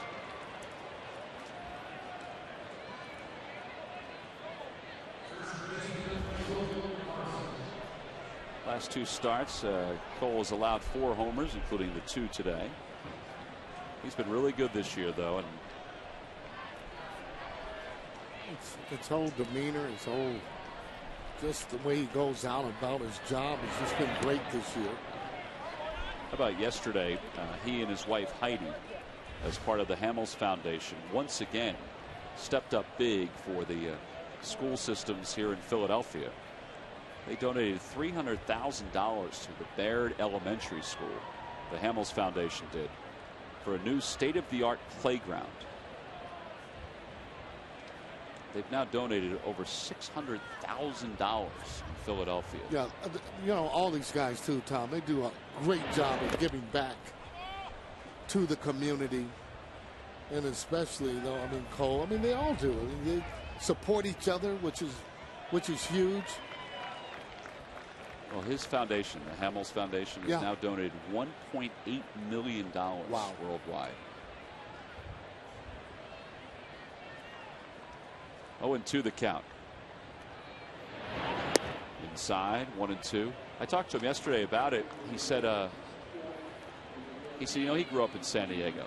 He had a backyard he used to run around in, play games in. And, you know, he said the kids at the Baird Elementary School, you know, their field was basically a street or a parking lot.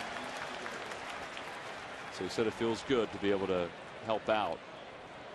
And it is great. Yeah, well, those are some of the things that the kids obviously will never forget.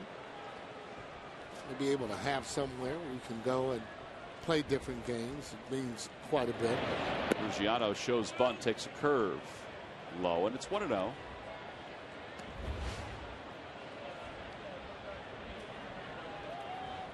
1 for 2, an RBI double back in the 4th.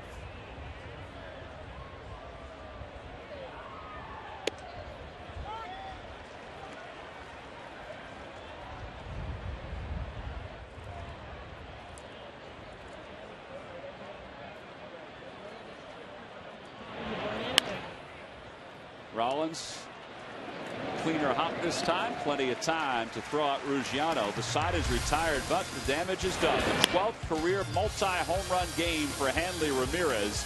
This one, a 2-run shot, has given the Marlins a 1-run lead as we go to the bottom of the 6th.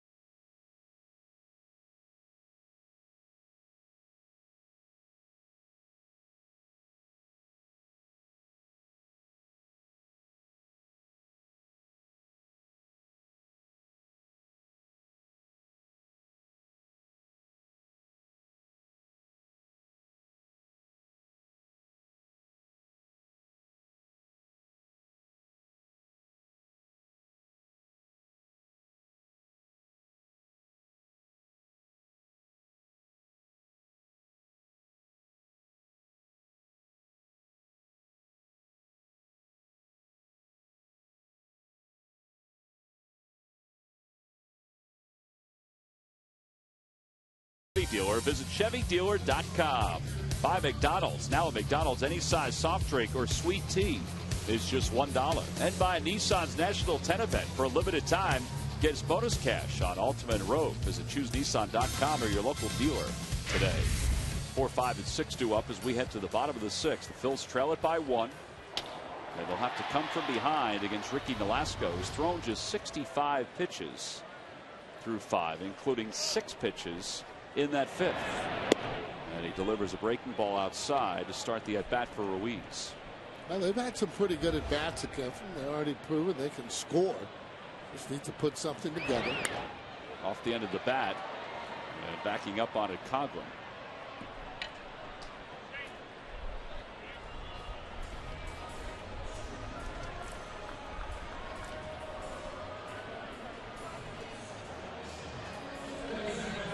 So with 1 out, here's Victorino. He's 0 for 2.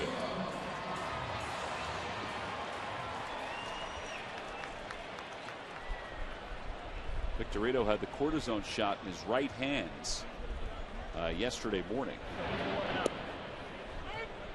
Said there was an area just below his index finger that's been bothering him since spring training. And they decided to do the cortisone shot just to make it feel a little bit better. Ease it a little bit. No way Nolasco is going to beat him to the bag. A head first slide just to try to avoid any kind of tag. And it's an infield single. Once he saw that ball that was hit wide there, he knew he could beat Nolasco there to the bag. That's why he ended up getting down on his stomach, making sure he was going to get there. He said, take a look at it. As that ball's hit there in the hole, he sets himself. But by then, Victorino was flying. One of the reasons they do call him the Flying Hawaiian, just because of plays like this. Well, sometimes you got to get down, but not an opponent of that sliding. But in that particular instance, though, Tom, you want to get down. You don't want to collide with that pitcher or hit that bag going the wrong way. Wigginton is hitless in 2 at-bats. Popped out to short, struck out.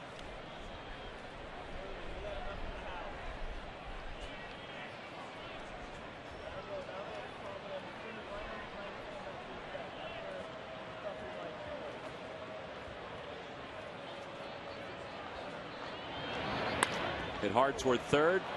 Boy, that's a good hop for Ramirez. It's going to be the second 5-4-3 double play for the Marlins. They got one in the 5th. They get one here in the 6th. We've completed 6. We move to the 7th with the Phillies down 4-3.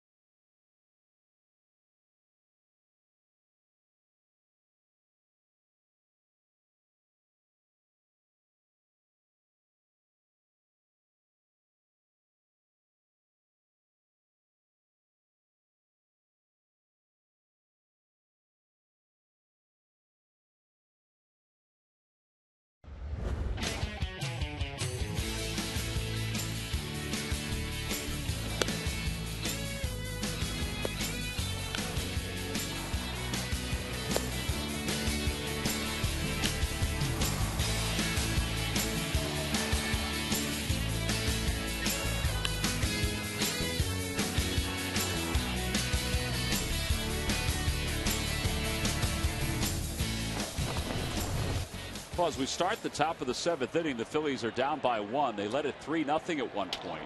Cole Hamels will face the bottom third of the order. And the first pitch to Coghlan is chopped foul. It's 0-1. Chad Qualls is warming up in the bullpen. Jonathan Papelbon just went out to the pen, and we wondered whether Jonathan would be available today. Michael Schwimmer is in the pen. He's arrived from Lehigh Valley. Charlie Manuel said before the game he wasn't sure until Papelbon threw whether he would be available today. We say that every pitcher throws just prior to the game to see how they're feeling. They play catch. It's outside. 1-1 to Coghlan. Yeah, well, they got to get somebody up because Phillies are trailing and Hamels is due to hit third in the 7th, so this is his last inning. Meanwhile, Nolasco is going to hit here in the 7th. Yeah, he's really settled. He's really settled down. They hit him with 3 runs in the first 3 innings and then nothing since. Yeah, he's only thrown 12 pitches in the last 2 innings. 2-1 pitch. Oof. And the shadows are starting to come out too. You'd like to have the lead when these shadows get out there because it's going to get tougher to hit. See, right now they're starting to creep out into the field of play. Well, there's a walk to Chris Coghlan. That walk for Hamels is his 2nd of the day. And Brett Hayes will be the batter. 100 pitches now for Cole. He was sailing along early in the game. Then he started to hit some more foul balls off him, a couple homers.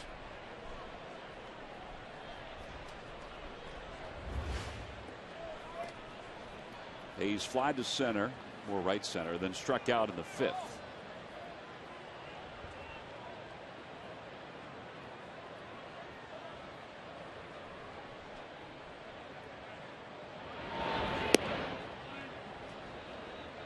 Really need to get the bottom of this order right now. Get Hamels through this inning. They certainly do not want to have to go to the bullpen now. They double switch. Because well, we don't know what they have to do, but they're a little short out there. Whether they even bring somebody in, they would think about 2 innings. I think the guy that they would think of for 2 innings is the guy that's warming up right now. Right. That's Chad Qualls. Right, and the pitcher spot, as we mentioned, is due to come up 3rd, so that means you'd have to do some things. So it's very important right now for him to get through this inning. You know, you're at a point in the game where not only are you strapped out there a little bit, but you don't want certain guys in the game at this point. It's not their roles. Line drive, foul. And it's 1 ball, 1 strike. You know, you talk about your bullpen, there's bodies available, you know, at times, but they're not the guys for the situations. Well, you figure that, you know, that one of the main guys in question is Papelbon, whether he's available, because he went an inning and 2/3. But he could still pitch. We don't know. Diekman didn't throw an overwhelming amount yesterday. Bastardo in relief yesterday. He'd be unlikely today. Little floater toward the right side. Galvis is there, makes the catch. He was trying. He was doing his best right there to deke Coghlan, to think that he couldn't get to it, and then he was going to catch it, double him off there. But you know, Coghlan could see that the ball was dying right in the area where Freddie was running. So 1 out here at the top of the 7th. Let's get more on the bullpen. Greg Murphy. Murph. You know what, T-Mac, Charlie talked about this before the game a little bit. You know, he was asked how difficult it will be with the loss of Contreras now to, you know, figure out what that rotation might be. And with so many young guys who are still relatively unproven in his bullpen, you know, how he would go about doing that. And he said, you know what, he'd like to put them in situations where they don't have to come in and get 3 important outs, but he might not have that luxury going forward, and he's going to have to see what these guys have. They're the guys he has, or they're the guys he has to go forward with. Yeah, and a guy like Jake Diekman, who came in the 8th inning last night, I still think they feel like he could pitch in a tough spot. Antonio Bastardo is probably going to settle into the 8th inning role, at least for the time being. Wouldn't you agree with that, Murph? I mean, that's would. And Ruben Amaro Jr. was asked that before the game, and he said, right now, yeah, Bastardo is the guy, or he certainly appears to be the guy. Ultimately, that's Charlie's decision, but he looks like a guy that is throwing well right now and probably will settle into that 8th inning role as we go forward. All right, we'll see. You know, like I said, a lot of times we don't know everybody that's available in the bullpen before the ball game, just because they don't usually throw until maybe an hour or so before the game, maybe a little longer. Reyes lines one down the left field line. It's a fair ball. It kicked up some chalk. A run's going to score. Reyes will go to second. It's an RBI double, and it's a 5-3 game. That's a huge hit right there. You know, he's one out away from getting out of this with just a one-run game and then hit for him. And now they add another one on here. You got to give the Marlins credit. I mean, Hamels was pitching great. And now Charlie's going to make a change. Hamels was pitching really good in this game, had a 3-0 lead, and then these guys have really zeroed in on him. Looked like a cutter. He didn't get it in where he wanted to, and he kept it fair. So Hamels will be lifted from this ball game as Coghlan crossed the plate. Charlie was already heading up the stairs, and he signaled to the pen for Chad Qualls. So Cole leaves after 6 2/3 and 105 pitches. Qualls will come in. We have a pitching change. It's an AT&T call to the bullpen here at Citizens Bank Park, with the Phillies down by 2.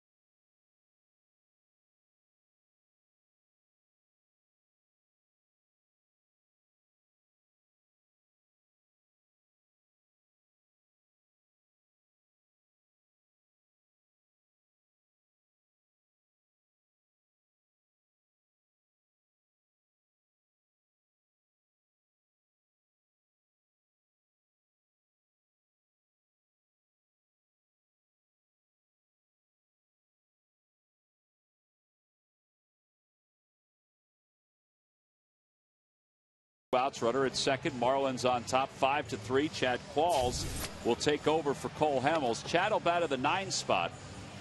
So Charlie decided not to double switch. Qualls this year, 22nd game, 1-1, a 4.66 earned run average. Yeah, he just bring in Qualls to get out of this inning, and then they'll hit for him. Well, he's on to face Omar Infante.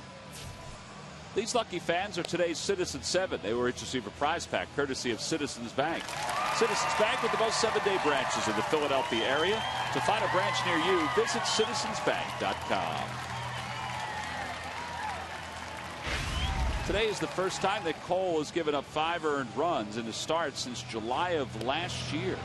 He has been so good for the Phillies, and the Phillies are still within reach here. But he allowed the RBI double here in the 7th. So with Omar Infante coming up, a right-hander, Charlie decided to go with the right-hander Chad Qualls. A couple guys hurt him today. You know, guys that he's familiar with and they're familiar with him. So, you know, they face each other so many times. You know, somebody's going to win the battle. And in this case, Ramirez got him a little bit, and then Reyes with a big double there. Ramirez got him more than a little bit. He had a couple homers off him. Infante's 1 for 3. Singleton scored his last time. In fact, reached on an infield single, then scored on the home run by Hanley Ramirez. Stop this right now. Still have 3 at bats to go, down by 2. Reyes wants to steal third. Now there he goes. He's going to steal third easily. Yeah, they weren't going to worry about him. They weren't going to get somebody Polanco moving around with Infante batting and give him more room to hit it through. So they just let him go. 16th steal of the year for Reyes.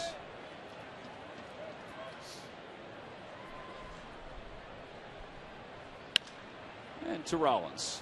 He waits on it. Took an odd hop at the end, and Wigginton stayed on the bag. 6-3 putout. Qualls gets the out here in the 7th. The Marlins score a run. With 1 base hit, they leave 1. Time to stretch at Citizens Bank Park. The Phils down by 2.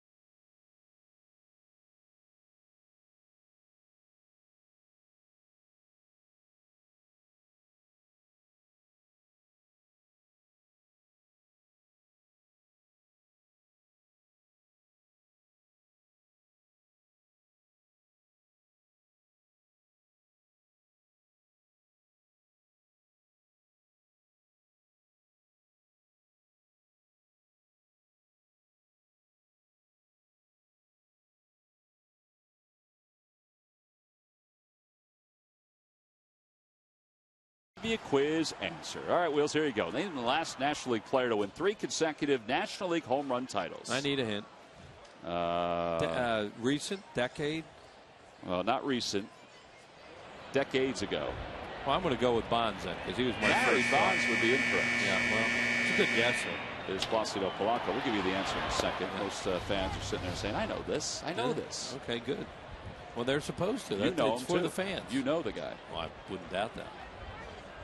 Polanco, so far today, is single to center. He's grounded to short. Phil's looking to start something here with the bottom third. Wasn't Dave Kingman then? Close. Fly ball to right. 1 out. We have brought him up often on our telecast, and he has visited us often on our telecast. He's visited us. Yes. Oh, we got to keep this going. I mean, these are easy. These are hints.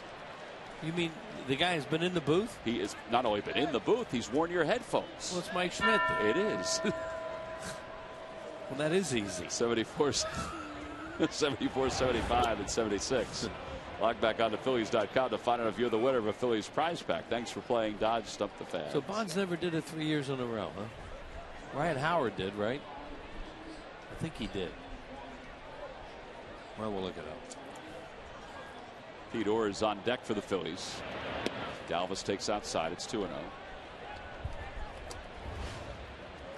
Galvis doubled his first time up, struck out looking. His last time up on a tough pitch. Fouls it away down the third baseline. Michael Schwimmer's up and throwing in the pen, so Pete Orr, who's on deck, will pinch hit for Qualls. And it looks like Schwimmer will make his return to the Phils. Right, Howard did it 2 out of 3 years. Galvis lines it to left. It's going to stay up there for Ruggiano. 77 pitches now for Alaska. Well, he's making it look easy the way he does a lot of times against the Phillies. He seems to pitch really well in this ballpark. He got down 3-0, didn't phase him at all. He has a lot of out pitches. He doesn't walk batters. That was one thing we pointed out at the beginning. His strikeout walk ratio is outstanding throughout his career. And you got to hit your way on him. Beat him. Look out. Bat goes flying into the stands. And it's 0-1. That was weird looking. Almost looked like it broke and went into the stands. But no, it's a full bat. That gentleman was able to grab it. I think he had a lot of hang time, so people had time to duck. And there it goes. He fouled it too, didn't he? He did. So the ball went one way and the bat went another. That's what looks so strange. Out in front, down the right field line, and out of play. Well, the other day in a game for the Cincinnati Reds, Todd Frazier, Toms River, New Jersey's own, threw the bat at the ball, and the ball went over the wall. No. Home run. You didn't see that highlight? No. Oh. He threw it. Lost the bat, and it was a home run. That's a strong guy. Well, that bat has some really good wood. Fastball cut on a miss, and Orr is rung up. 1-2-3 go the Phillies. Another easy inning for Nolasco. That's a 9-pitch, make a 10-pitch inning. We go to the 8th. It's 5-3. Marlins on top.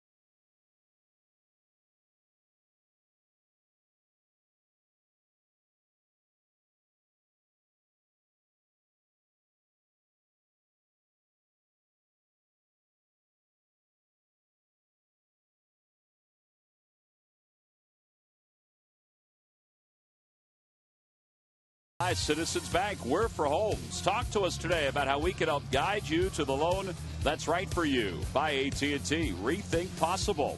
And by Toyota, every new Toyota purchase comes with Toyota Care. 7 in the books. We move to the 8th inning. It turned out to be a very nice day here in Philadelphia after the rains last night. Hanley Ramirez, who has a 2-home run game, will lead it off against Michael Schwimmer, who makes his return to the Phillies. He pitched earlier this year in Philadelphia, 5 games, 0-1, an 8.53 earned run average. Not bad down in Lehigh Valley.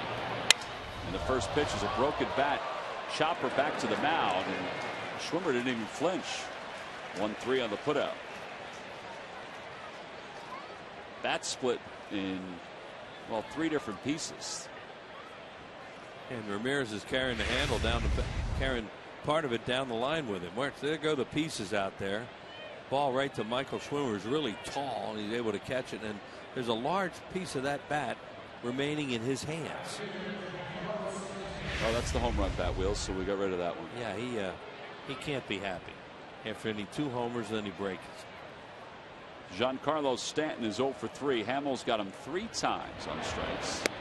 And the first pitch is over for strike 1. Cole really had him confused. The guy that, that he struggled with today was Ramirez. Really hurt him.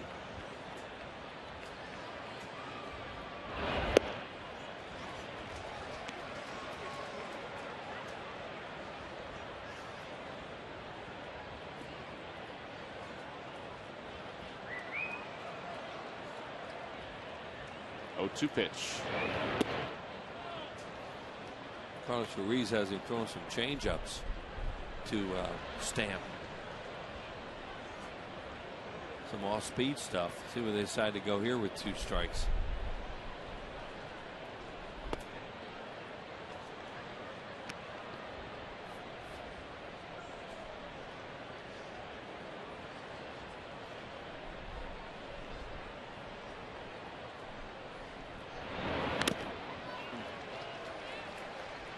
Pitch hung, and then he slammed it right off the mask of Ruiz. It was a breaking ball. That really jarred Carlos.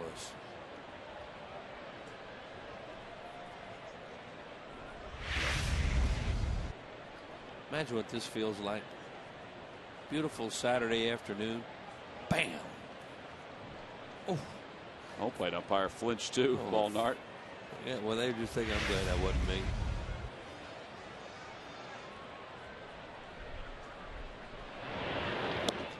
Trying another breaking pitch, and it's 3-2.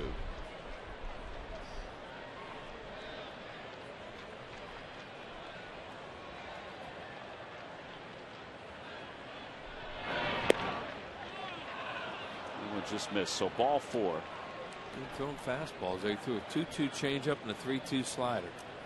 Every time the Phillies retire the opposing team 1-2-3, Comcast will make a contribution to Phillies charities. Phillies baseball is brought to you by Xfinity, your home for the most live sports, giving you all your favorite sports all year long. So that's going to be it for Michael Schwimmer. With Logan Morrison due up, they're going to go to Raul Valdez in the pen here in the 8th inning. So Valdez, who last pitched in the final game against the Mets up in New York, will come on with 1 out and a runner at first here in the 8th inning. So we've got a pitching change here in Philadelphia. The Phillies trail it by 2. Trying to keep that deficit at 5-3 and give the offense a couple more shots to erase the 2-run deficit and retake the lead. Here at Citizens Bank Park, Raul Valdez is coming in. We'll take a break and be back right after this.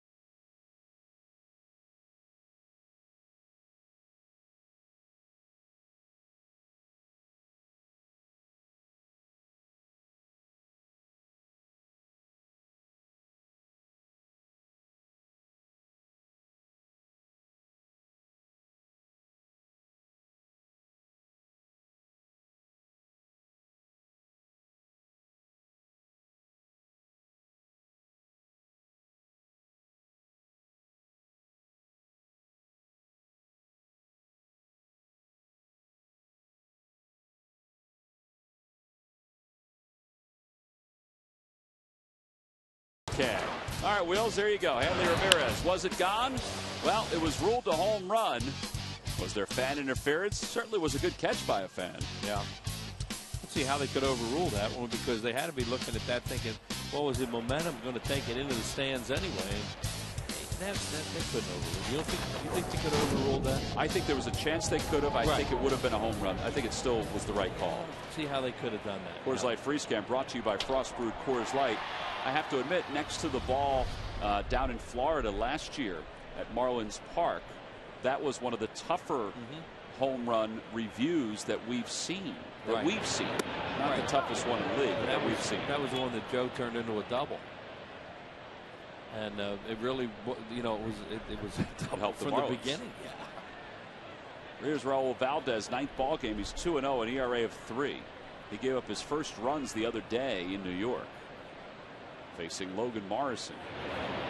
And he delivers a strike. 1 ball and 1 strike. They really need some guys to step up, because there are very few defined roles right now with the way things are going. And bullpens are set up by defined roles. Well, the way they talk today, I mean, obviously Papelbon closed, but that Pistardo will be given the first shot at the 8th inning. Right, now. First shot, and that's a big difference between a guy who has the 8th inning and you feel comfortable with him. You're talking about giving him the first shot. Well, I say that, but he did it last year, and he also closed last year. So, the 8th inning seems to be his, and then Diekman will settle into the situational left-hander role, but could still be used in the 8th inning if they need him. Yeah, it's a mess out there right now, and it's something that they know that they have to experiment with and get straightened out. 1 ball, 2 strikes the count to Logan Morrison. He has 2 hits today. Ground ball to second. That should be 2. Gallup, what a quick toss to Rollins, and the turn is there. 4-6-3 double play.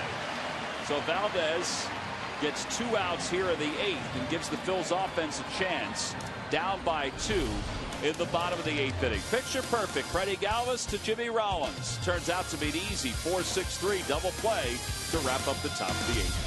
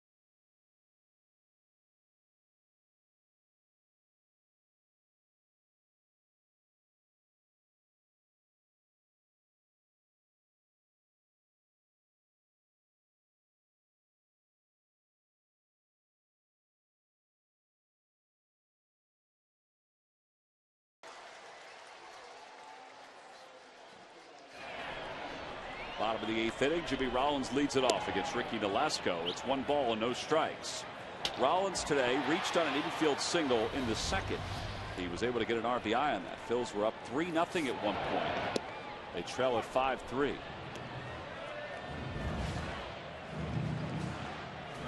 Marlins have Steve Cishek warming in the pen, so I guess that means Heath Bell will close today. Rollins lines one toward the corner in right field. It is shoots off the side of the wall. Rollins will get at least 3 out of this one. On his way to third, Stanton gets the throw in. I've never seen that here, where the ball hits that part of the wall and shoots along the warning track. A triple for Rollins. It's his first of the year. That was a crazy carry. Yeah, you're right. You don't see that in this ballpark. Where did it hit the padding out there? I think it hit the padding / wall right by American Red Cross. There's a look at. There's that curveball. You've been getting him out all day. Maybe you look for him. Yeah, it hit the padding right on the. Right on the corner there, and that kicked it to the left. There's another look at it. Oh, this is a great shot. Right off the corner of the padding out there by the 330. And Randy St. Clair's going to come out. And this is more than anything just a stall to make sure they can get Csack ready if they want to make a change after another hitter or even after he goes back to the dugout. Well, that hit for Rollins is the first extra base hit for the Phillies since the 3rd. I guess he tried that curveball one time too many. And he's been driving Jimmy nuts with that thing today. Pierre is due up. He's 2 for 3.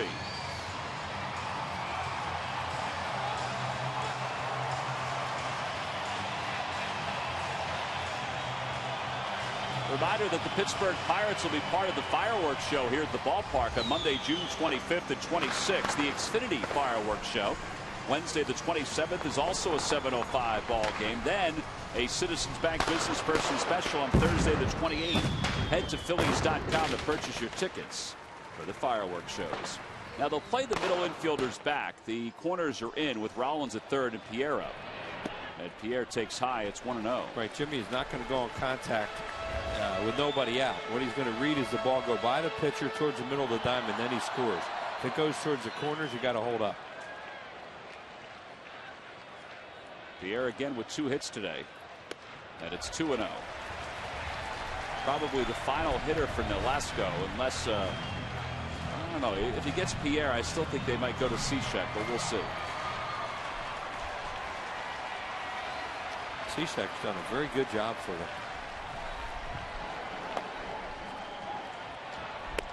3-0 to Pierre. We knew he'd give him a good at bat. Yeah, and he's going to wind up taking maybe 2 here. Yeah.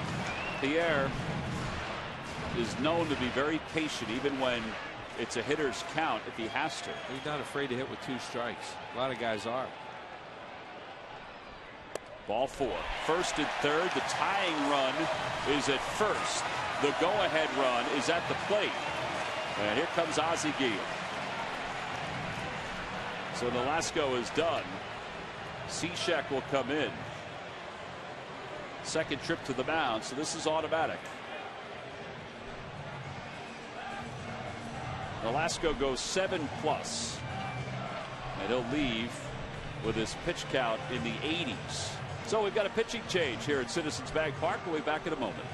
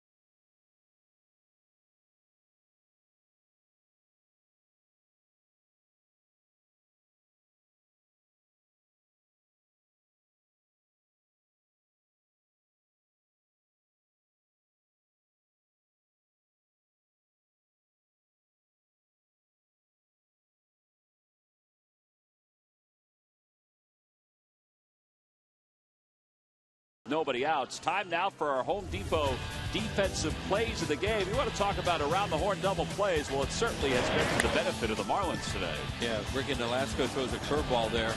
The Hunter Pence grounds into a 5-4-3, and then Ty Wigginton. Ramirez, boy, he has really turned into a confident-looking third baseman. Saw him early in the season. You could see he didn't know where to go a lot of times. Those are Home Depot deliveries of the game, and he can play the position now. Home Depot's doing more on defense, so Cishek is in there, and the Phillies are hoping that there's not going to be another double play here. And that's what this guy probably specializes in, with that delivery. See, 16 hits and 22 innings pitched. Right-handed hitter's only 154 against him with that sidewinding delivery.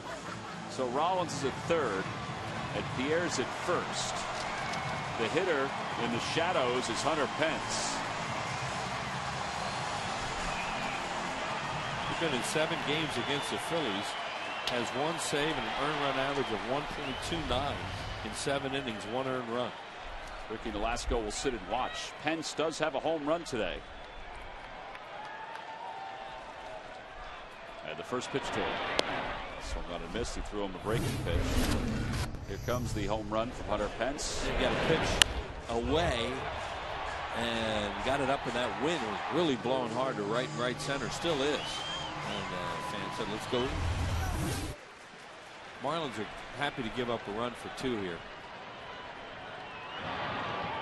Rollins signaled over to Pierre, don't go, when he saw Cishek step over to third. I'm going to really miss everybody booing on that play next year.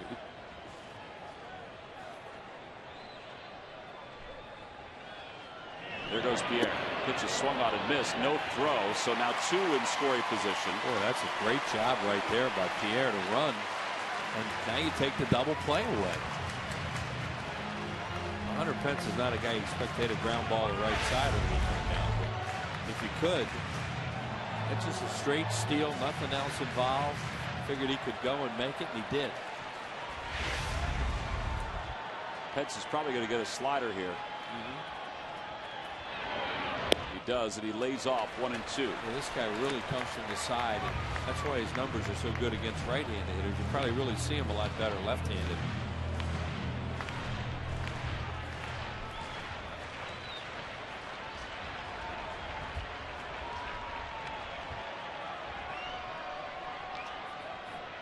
Two pitch. Oh, just got a piece of it. Emergency swing. Classic. Look at that. He's like, man, what am I still doing here? Good job by Hunter Pence to stay alive. Oh, if he could hit a ball to the right side somehow, or even a deep fly ball to the outfield. Get him in, get him over. And still have an out or 2 to work with. Yeah. These base runners, the responsibility of the guy that you just saw in the dugout. The 1-2 pitch to right field. Stanton settles under it. Rollins tags from third. Here's the throw by Stanton to the plate. It's up the line, and the job is done by Pence. A sacrifice fly. Pierre moves to third. It's a 1-run game. Great job by Juan Sandoval to make all that happen by sending Jimmy Rollins there. They made Stanton throw the ball. He overthrows a cutoff man. Pierre, being the smart runner he is, he sees that. He knows he can go to third. They got it done with a 250-foot fly ball. Well, maybe 300. But here it is. Look, right there, he overthrows everybody. Not a good play by Stanton. Great base running by the Phillies here. Tremendous base running. 34 runs batted in now for Hunter Pence. And now the Marlins will play the infield in a 1-run game here in the bottom of the 8th.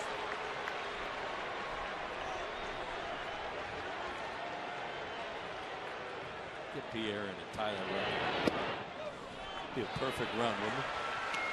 999 runs scored for Juan Pierre. He could score that run right now. You tie the game. He'd be among some really good players with the numbers you keep talking about. 1-0 the count to Ruiz. Swing and a miss. Watch that wrist. 1-1 the count. Well, he had a floater coming up there then. And he knew it too. Oh yeah, he was trying to somehow stay back enough to make contact.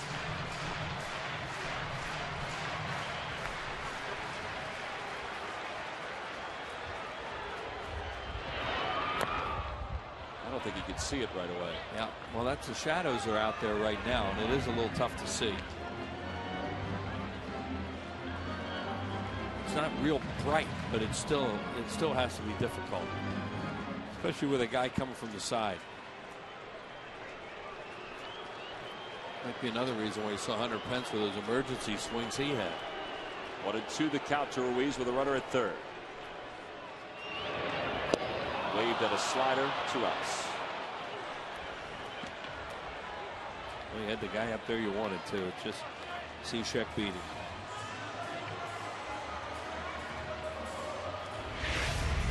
The sun had gone in at this point, so he has a better look at it, but that guy will make you pull off and chase when he gets ahead, especially right-handed hitter.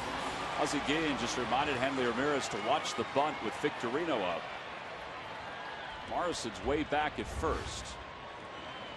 Victorino's 1 for 3. Infield single his last time up, and he takes inside. It's 1-0. Great base running, just set that up, and unfortunately they get the strikeout.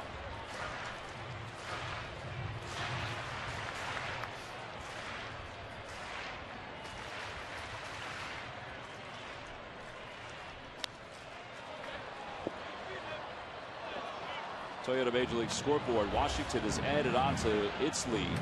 2-0 now over Atlanta in the 8th. Jesus Flores has hit a home run. Strasburg started for the Nationals. Burnett's in. Here's the 1-1 to Victorino. Inside again, 2-1. Papelbon is warming in the bullpen. I knew he'd be ready to go. I don't know why. I just assumed that he'd be ready to go.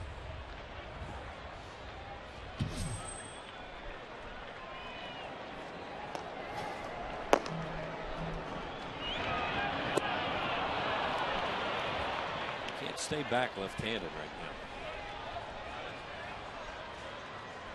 now. On off-speed stuff.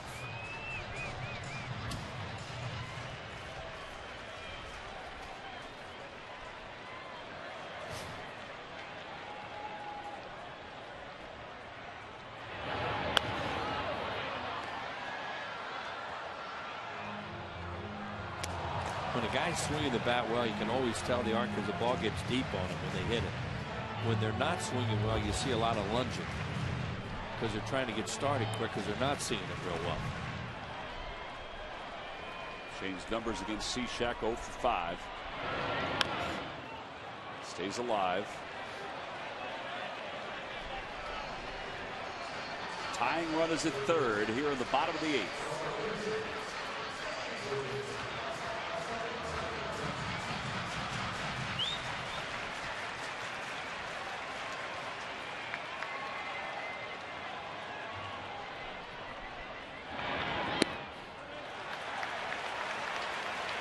They figure it's not the worst thing if they lose Victorino because Wigginton, a right-handed batter, is on deck. He threw him a changeup there. I don't know if he's thrown any changeups before that, but it really sailed. I don't know if he'll give in here with a fastball. You would doubt it. Nope, a changeup. He said as a right-handed hitter on deck, this guy is so good against right-handed hitters that can't believe he'd let himself get hurt with a fastball.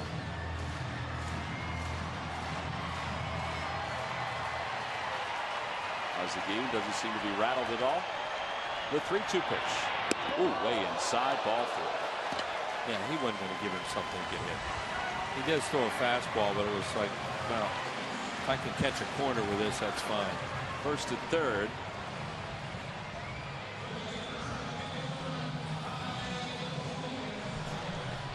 Wigginton's 0 for 3.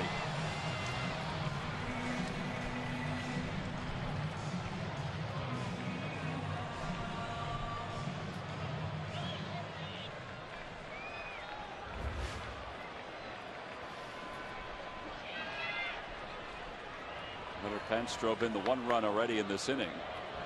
Chatting with Chase Utley in the dugout.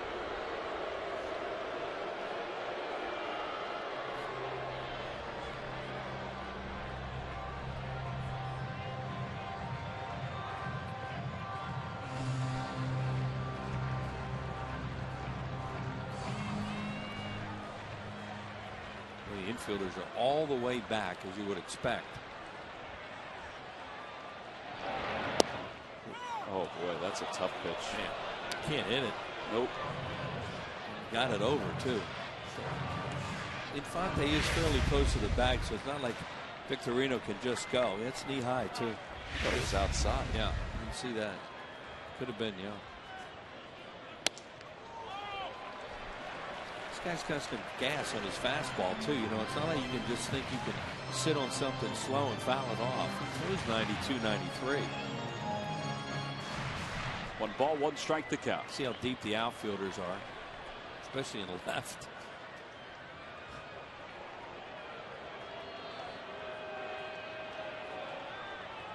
It's hard to get deeper, and Ruggiano be in the yard. Yeah, he is pretty deep. He's Chipper Jones deep. Victorino goes, and it's a line drive foul. Just foul.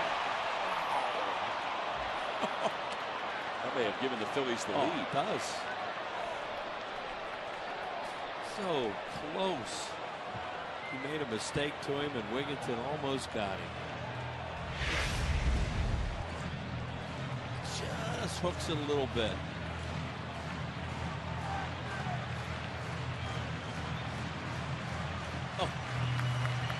Maybe a foot. Yeah. Well, he's ahead 1-2. Pierre leads off third. Victorino off first. And it's outside 2-2. The shadows are tough right now too. The sun just came out.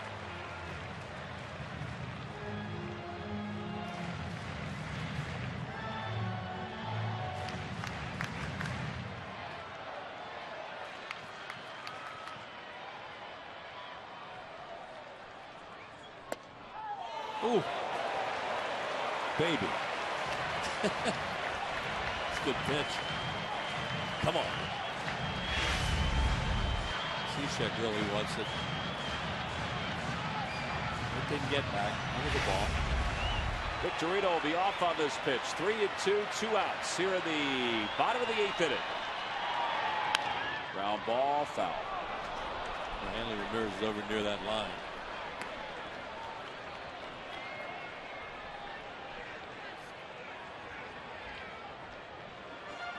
Oh, a little dunker right now will get it done, because they do not want to give up an extra base hit, and they are so deep in that outfield. Yeah, a little dunker will also get Victorino over to third. Sure. Look how deep they are. Again, the 3-2. Swing and a miss. He got him. It was a high slider, a high spinner. And he gets 2 strikeouts in the inning. The Phillies do pull to within 1. Ricky Nolasco still the pitcher record on the winning side as we go to the 9th inning.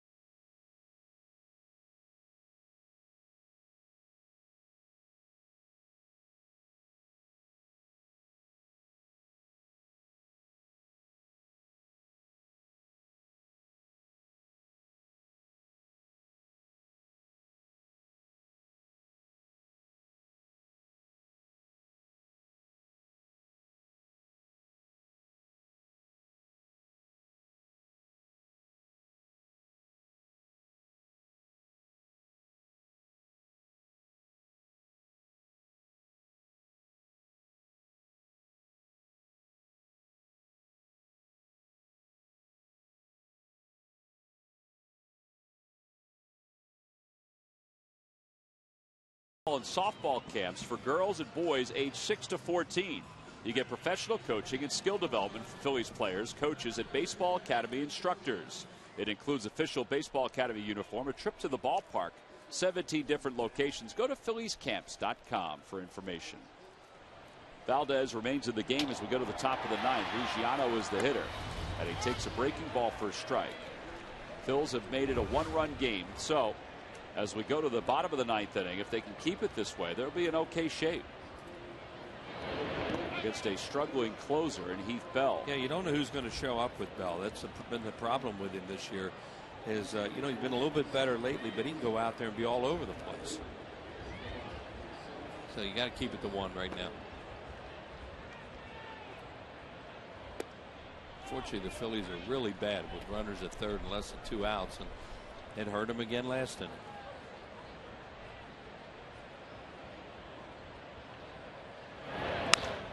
Fly ball, right center field. Boy, the wind is really taking that one. Hunter Pence will give way to Victorino. Shane had to come a long way, but he saw it from the get-go.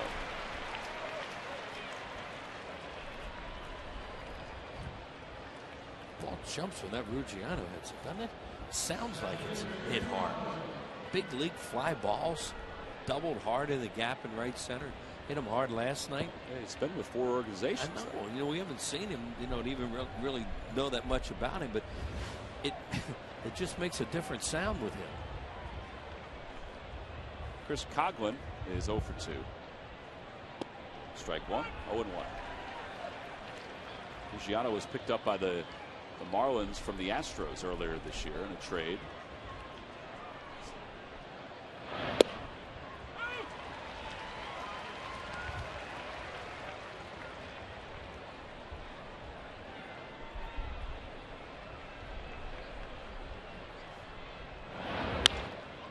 Time to be pitching right now. A little tough to hit. See a lot of these tentative swings that are going on.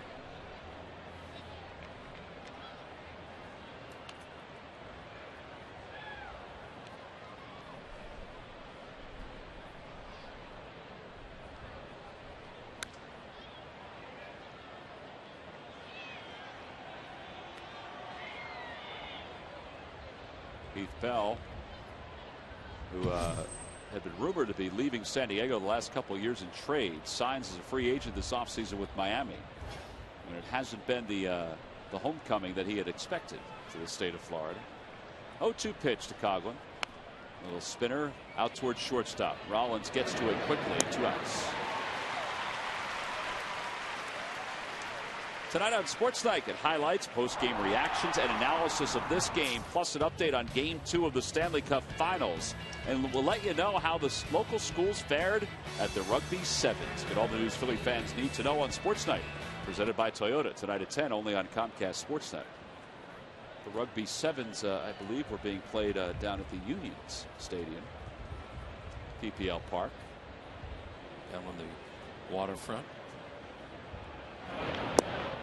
Brett Hayes, the hitter. I know that because we've been reading the promos, but when we were on the 7 train coming back from Citi Field to Manhattan the other night, Murph was sandwiched between the Oklahoma rugby team.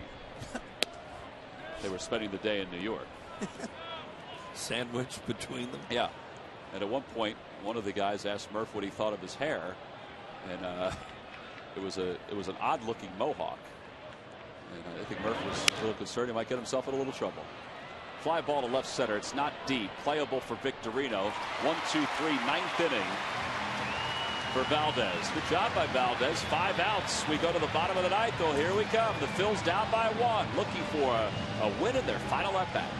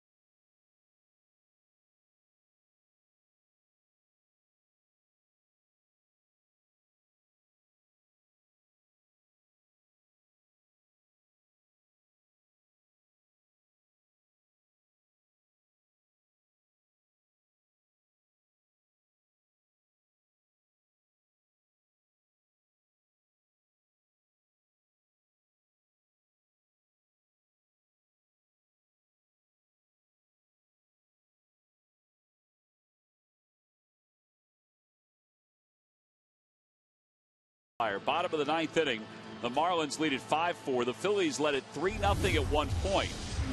And it's time now for our W.B. Mason deliveries of the game. Here's the reason why. The Phillies, well, they trail it by 1 right now. Hanley Ramirez hit 2 home runs today. That's the first one. A little controversy is whether it would have gone out of the yard or not with the fan coming over the fence to catch it. No controversy on this one. He drilled it into the seats in left field. That was a 2-run shot. That gave the Marlins the lead. It was the 12th multi-home run game for Hanley Ramirez. So now as we go to the bottom of the 9th, Ramirez will settle in over at third, and the Phillies are looking for a come-from-behind victory. They're 0-20 when they trail after 8, so they are long overdue. And he fell in his 25th game, 2-3 with a 7.20 earned run average. In his first 10 games this year, he was 0-3 with 3 saves and 6 chances and an 11.74 earned run average. Over his last 14 games, he's 7 of 8 in save opportunities. He still has teetered on disaster in a couple of those outings. He'll face Polanco, Galvis, and then a pinch hitter. Yeah, Ozzie Gaines come out and taking him out a couple times.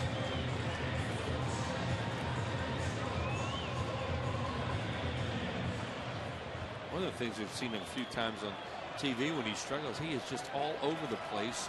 Cannot throw a strike. So we'll see what Heath Bell shows up today. He's got some nasty shadows working in his favor. Well, he's been really good against the Phillies recently. 13 games. His last 13, he has 5 saves and 5 opportunities. And an ERA under 1. It's no balls and 1 strike to Polanco, who's 1 for 3. He's got quite an act out there, too. He walks down towards the hitter. There you go. I mean, he's been tremendous the last few years. Top save leader. That's why they signed him. 1 ball and 1 strike to Polanco. It's like fastball, curveball, a little bit slider. Yeah, curve has always been his big off-speed pitch. Sometimes you watch him throw his curveball. Sometimes they look at the one's harder than another. He also has changeup, but he's more or less fastball, curveball.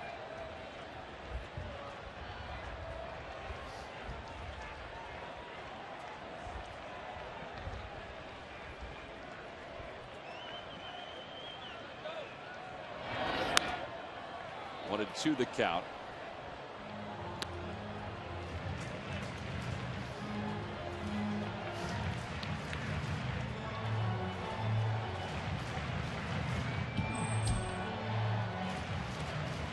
Playing Polanco around the other way to right center, especially as hard as Bell throws.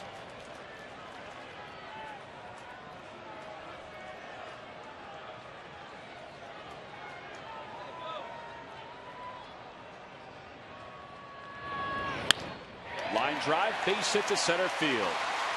Get that leadoff batter aboard with a guy that has struggled at times this year or any year.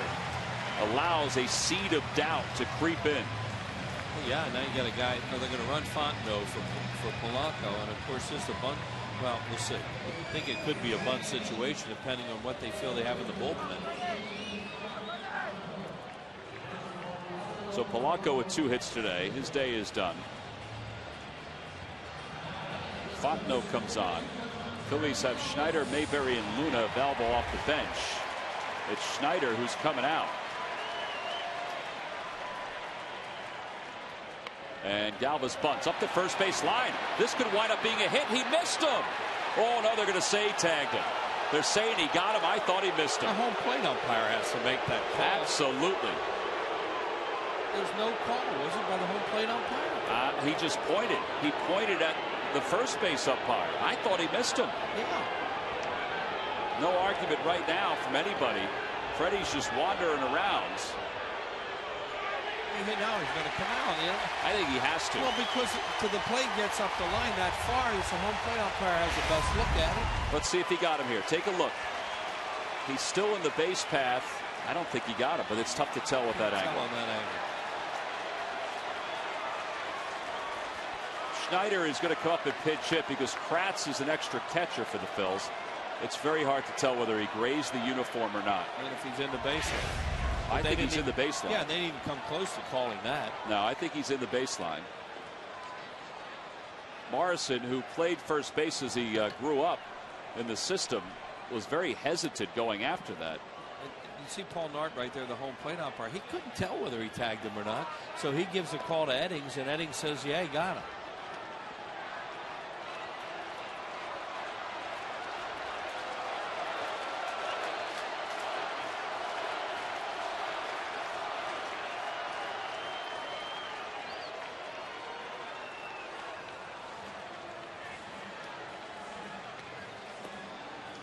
Well, Charlie says his piece.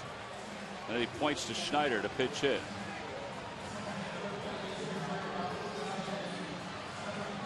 Well, it goes down as a sacrifice.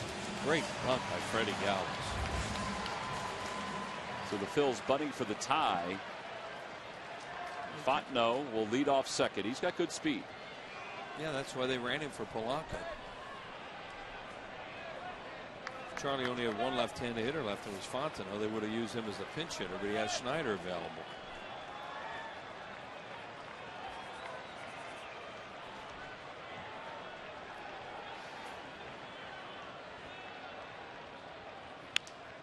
Schneider got a good pitch to hit. He fouled it away. It's 0-1. Yeah, he came up there first ball, fastball hunting, and he got one. The reason the Phillies had the extra hitter is because Eric Kratz was added to the roster when Doc was put on the DL. That will probably change in the next couple of days once Vance Worley comes off the DL to start for the Phils. Galvis is convinced he didn't tag him. You know, he didn't feel anything. Yeah, he's hard to tell whether he just brushed the uni or not. 0-1 the count to Schneider.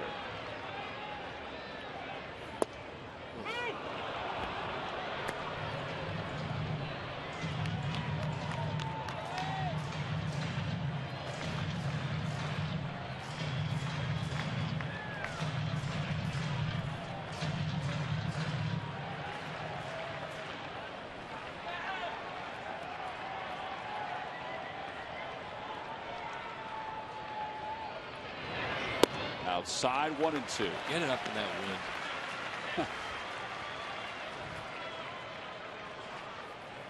See the flags. I mean, they've been whipping today to right field. Whether it's the same on the field. Well, I go back to what Raul Ibanez used to say, that it swirls more. But I think that's certainly helping fly balls, as we saw before, to right field. Schneider stays alive. It remains 1-2. Bell probably thinks, well, I've got the shadows in my favor right now. I'm going to throw fastballs. And that's what he's done. Washington has shut out Atlanta 2-0. 16th win on the year for the Nationals at home. Strasburg struck out 8 today. He gets the win. What's happening to the Cardinals? They can't score all of a sudden. They trail 5-0 in the ninth to the Mets. Schneider taps it foul. 1-2 is where it remains. Well, that time he looked like he threw him a breaking ball. And then he just spoiled it.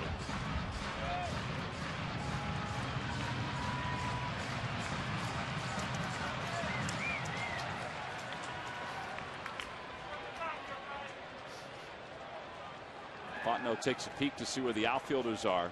Very shallow in center field. Actually kind of shallow and right, too. Yeah, and shallow and right, and playing Brian to pull. The 1-2. Again a foul ball. One tough pitch after another off. Well, he came after him throwing a lot of hard stuff early in the count. They threw him a breaking ball, and then he comes back with another fastball.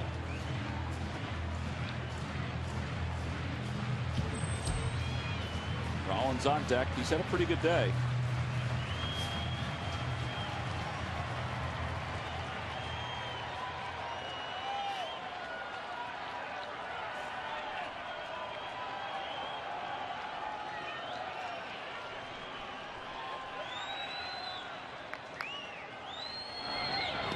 Tried to check. They appeal. No swing, says the third base umpire, Danley. Third ball.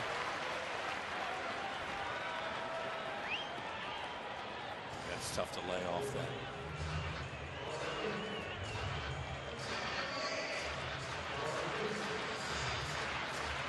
will be the 8th pitch of the at bat. More than 45,000. Most are still here. Ozzie, my man out there. It's all right. We're all right. Going along with the beat of the music here. You got to feel that way when you're the manager. You got your closer out there. 2-2 the count to Schneider. And the pitch. Outside, 3-2. We figure he's going to have to get a fastball here.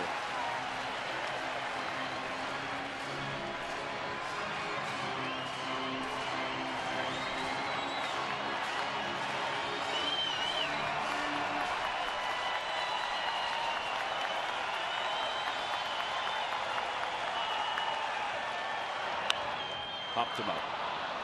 Right side of the infield. Fonte moves in. 2 outs. So Fontenot's still at second. And here comes Rollins. It was a heck of a battle by Schneider. Yeah, it was. He did it. He really did bat him, and Bell won it. Rollins today has tripled. He's singled. He has an RBI, a run scored. Well, now your runner's off with a crack of the bat. A good runner, too. Surprising to see that Rollins is 0 for 10 lifetime against Bell. He and the Phillies are due in these late inning battles this year.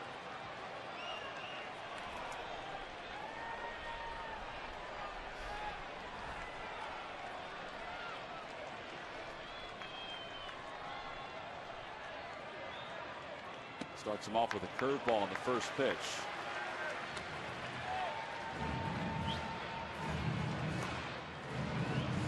Just told Ramirez to back up. If he wants to bunt here, they're saying go ahead, because all it's going to do is give him first and third. And they don't want that, but they'd rather him back up and take some of that away than he slap a ball by him and tie the game with a hit that way. So he backed up 10-15 steps.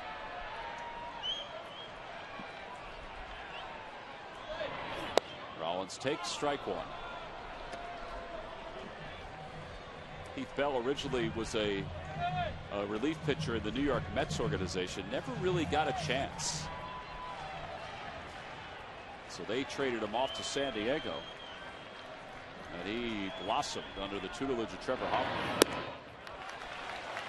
Credits Trevor Hoffman for a lot of his success and a lot of his understanding of the closer's role.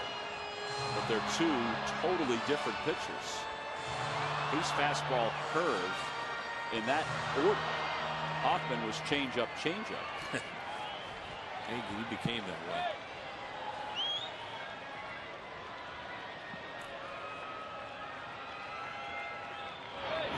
Inside 3-1.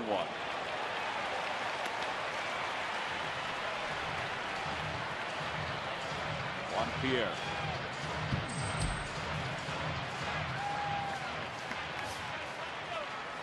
Jimmy has a pitch to play with here now. He can take away half a home plate. And he popped him up. Left side of the infield.